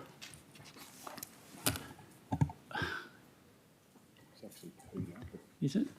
My question is, my usual question, Cooper's Paddock. Can we do something about, can we implement some sort of legal action so that that happens ASAP? We really don't want to waste another few years. I think I raised it before, and I think we need to look at it. We don't want them to get out of this. It's going to cost council a lot of money if that isn't implemented. Can I make a declaration of interest on this matter since this has been raised by the Deputy Mayor? It's non-pecuniary less than significant. Cooper's Paddock is in reference to the Australian Turf Club VPA, of which I'm a member. So, as I said, it's non-pecuniary less than significant. I'll be staying in the chambers. Thank you. You can have it back.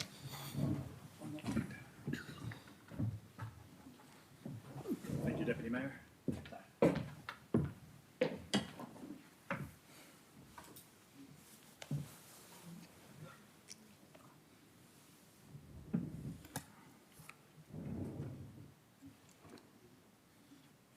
That was the committees. Where were we? Committee 1. Committee 1. Committee 2. We moved them As a whole, right? And they've been so. Okay, so move Councillor McNaught. Do we have a seconder? Seconder, Councillor Moon. Any discussion? No. I'll put the motion. All those in favour? Against? I declare it carried. So we're on to norms. I have a question, Mr Mayor. Yes, Councillor. So if the person who moved the notice of motion is no longer here to move it, do they lapse?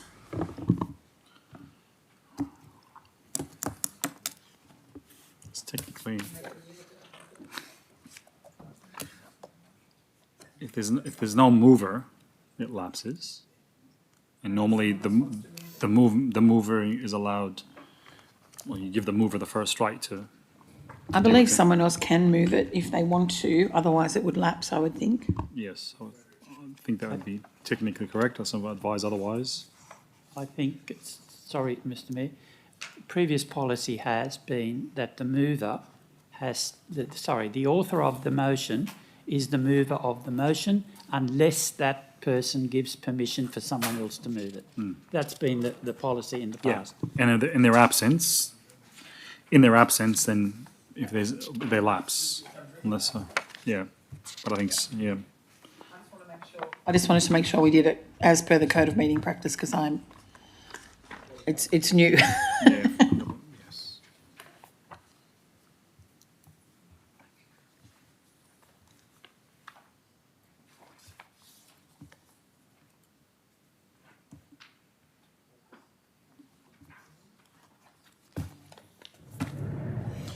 So under 10.4, any councillor may, with the leave of the chair, move the motion at the next meeting. That's in the absence of the councillor.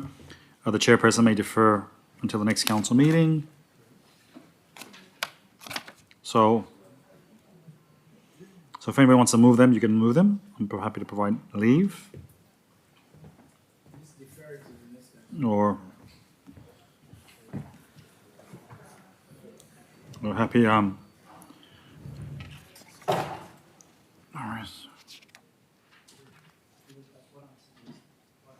Well, no. So under 10.4 B,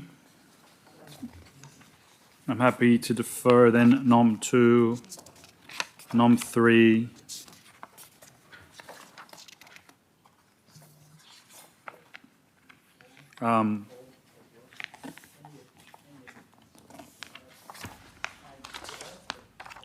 And Conf 05 as well, I believe.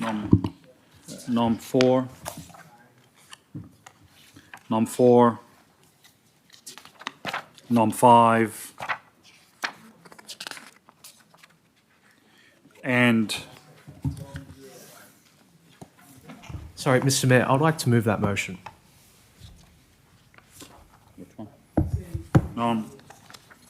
well, I've said under 10.4A, I'm happy to grant leave to any person who'd like to move a motion. Which one are you referring to, Councillor Hart? Nom 01. Nom 01. Let's go through all of them. If you're intending on moving them, if you intend to move all of these, then can I? All right. Yeah, you'd like to be granted leave to move them. I'm happy to provide that. hang on. Yeah, Happy to, hang on. yeah. Nom 02. Nom 03.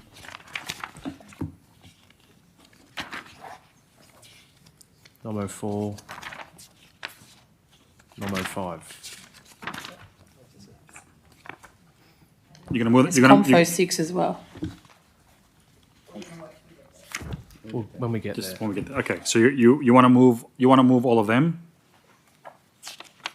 Okay, do you have a seconder?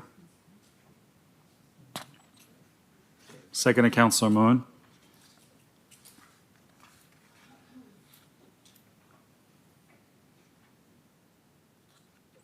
If there's no, you can second it, and then whether you vote for it or against it, that's up to you. Right? All right. Or any discussion? All those in favour? All those against? I declare the motion's lost. Okay. So we now move to questions. I've got the question. Okay. Let's go to confidential items, Conf 01. Page 1, which is in confidential booklet 4. I'm happy to move as per the recommendation, Mr. Just Mayor. give us a moment, please, so we all can get our bearings.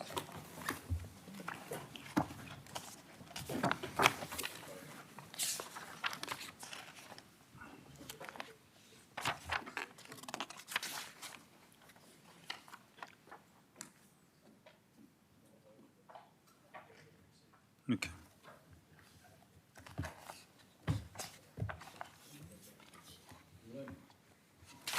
Can we?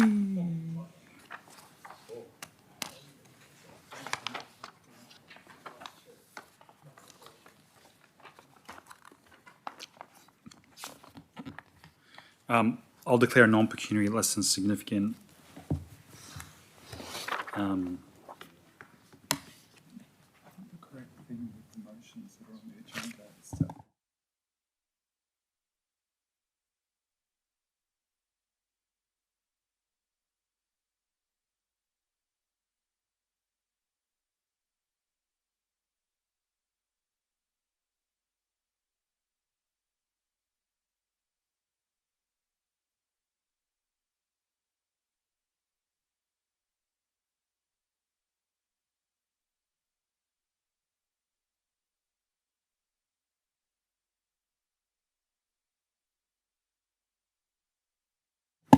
Councillors, just having looking at this, I had it mistaken for a different property.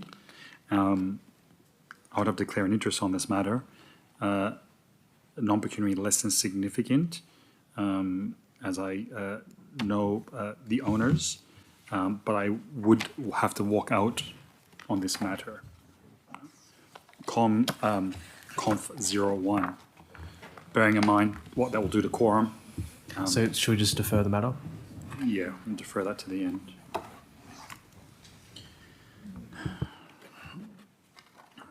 Okay, so we'll move on to conf. I have plenty, thank you. Thank you. We've got a few of them here. Thank you. Conf 02, page 12, the confidential booklet.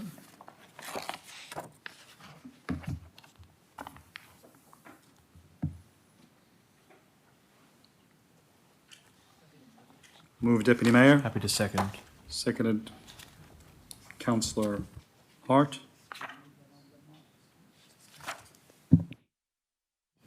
Recorded, do you?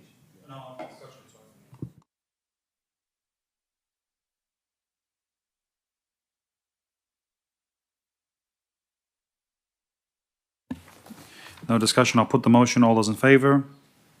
Against? I declare it carried.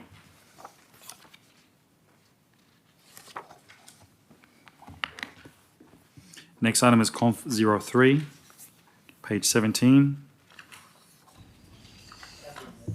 Move, Deputy Mayor. Seconded, Councillor McNaught. Any discussion? I'll put the motion. All those in favour? Against? I declare that carried.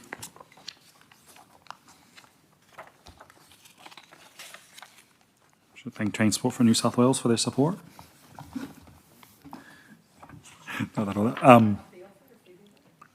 Conf 04, page 23. Moved, Deputy Mayor. Should still use your microphone if you can, please, for those who are watching. Seconded, Councillor Moon. Is there any discussion? I'll put the motion. All those in favour? Against? I declare it carried.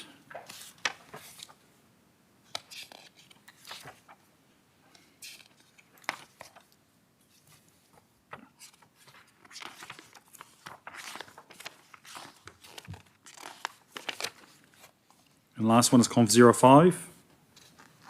Once again, this is moved by Councillor Rostevsky, so I'm happy to grant leave for anyone who would like to move it. Happy to move it with a question. Move, Councillor Hard. Do you have a seconder? So we're looking Second, at... Deputy Mayor.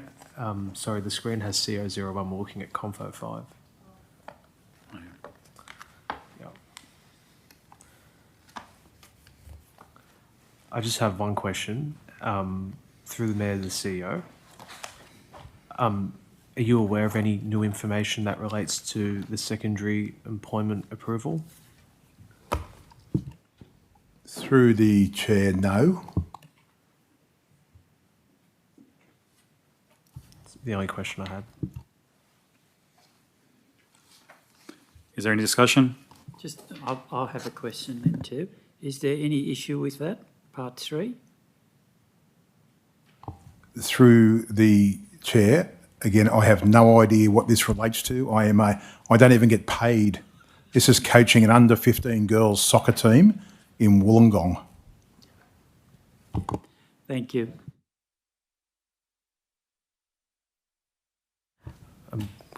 Councillor Hart? Oh no, I move that the motion be put. All right, I'll put the motion. All those in favour, please raise your hands. Those against? I declare the motion lost. Can I have a division, please? Division. All those in favour? Those against? I have a bad back. I assume I'm standing, please.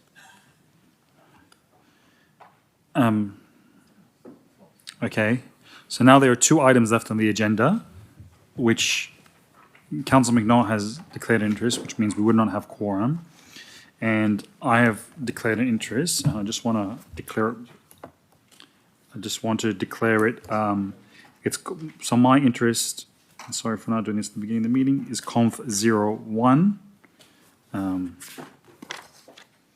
nature of the interest is I know the owners from their ownership of New South Wales only kosher chicken processing facility, and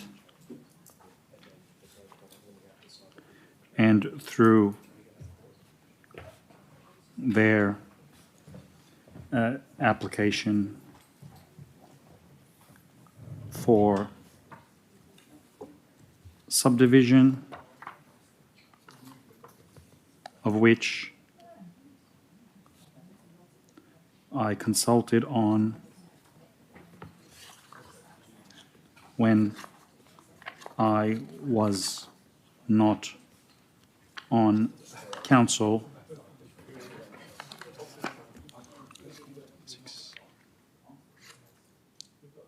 approximately 6 years ago.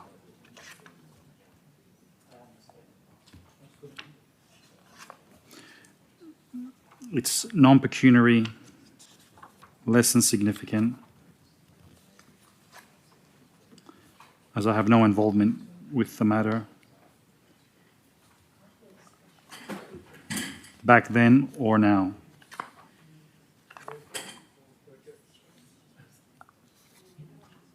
However, I will be leaving the chamber.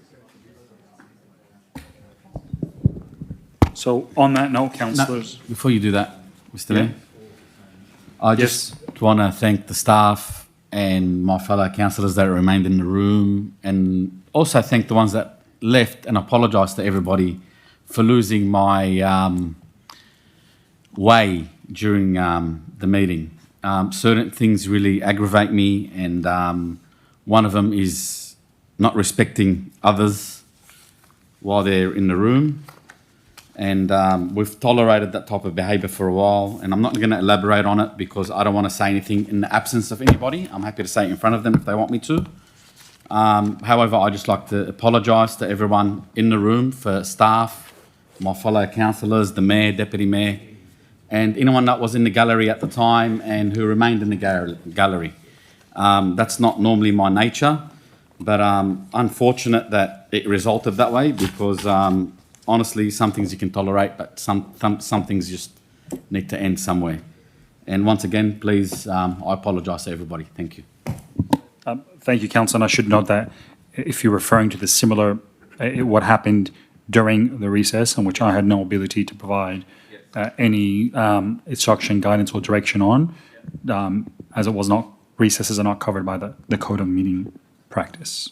But thank your sentiments are appreciated, Councillor, and your apology is appreciated. All right, so now we have two matters which we don't have, if when we leave, we'll not have quorum on them. So therefore, the matters will be deferred automatically, and I'll declare the meeting closed. Thank you.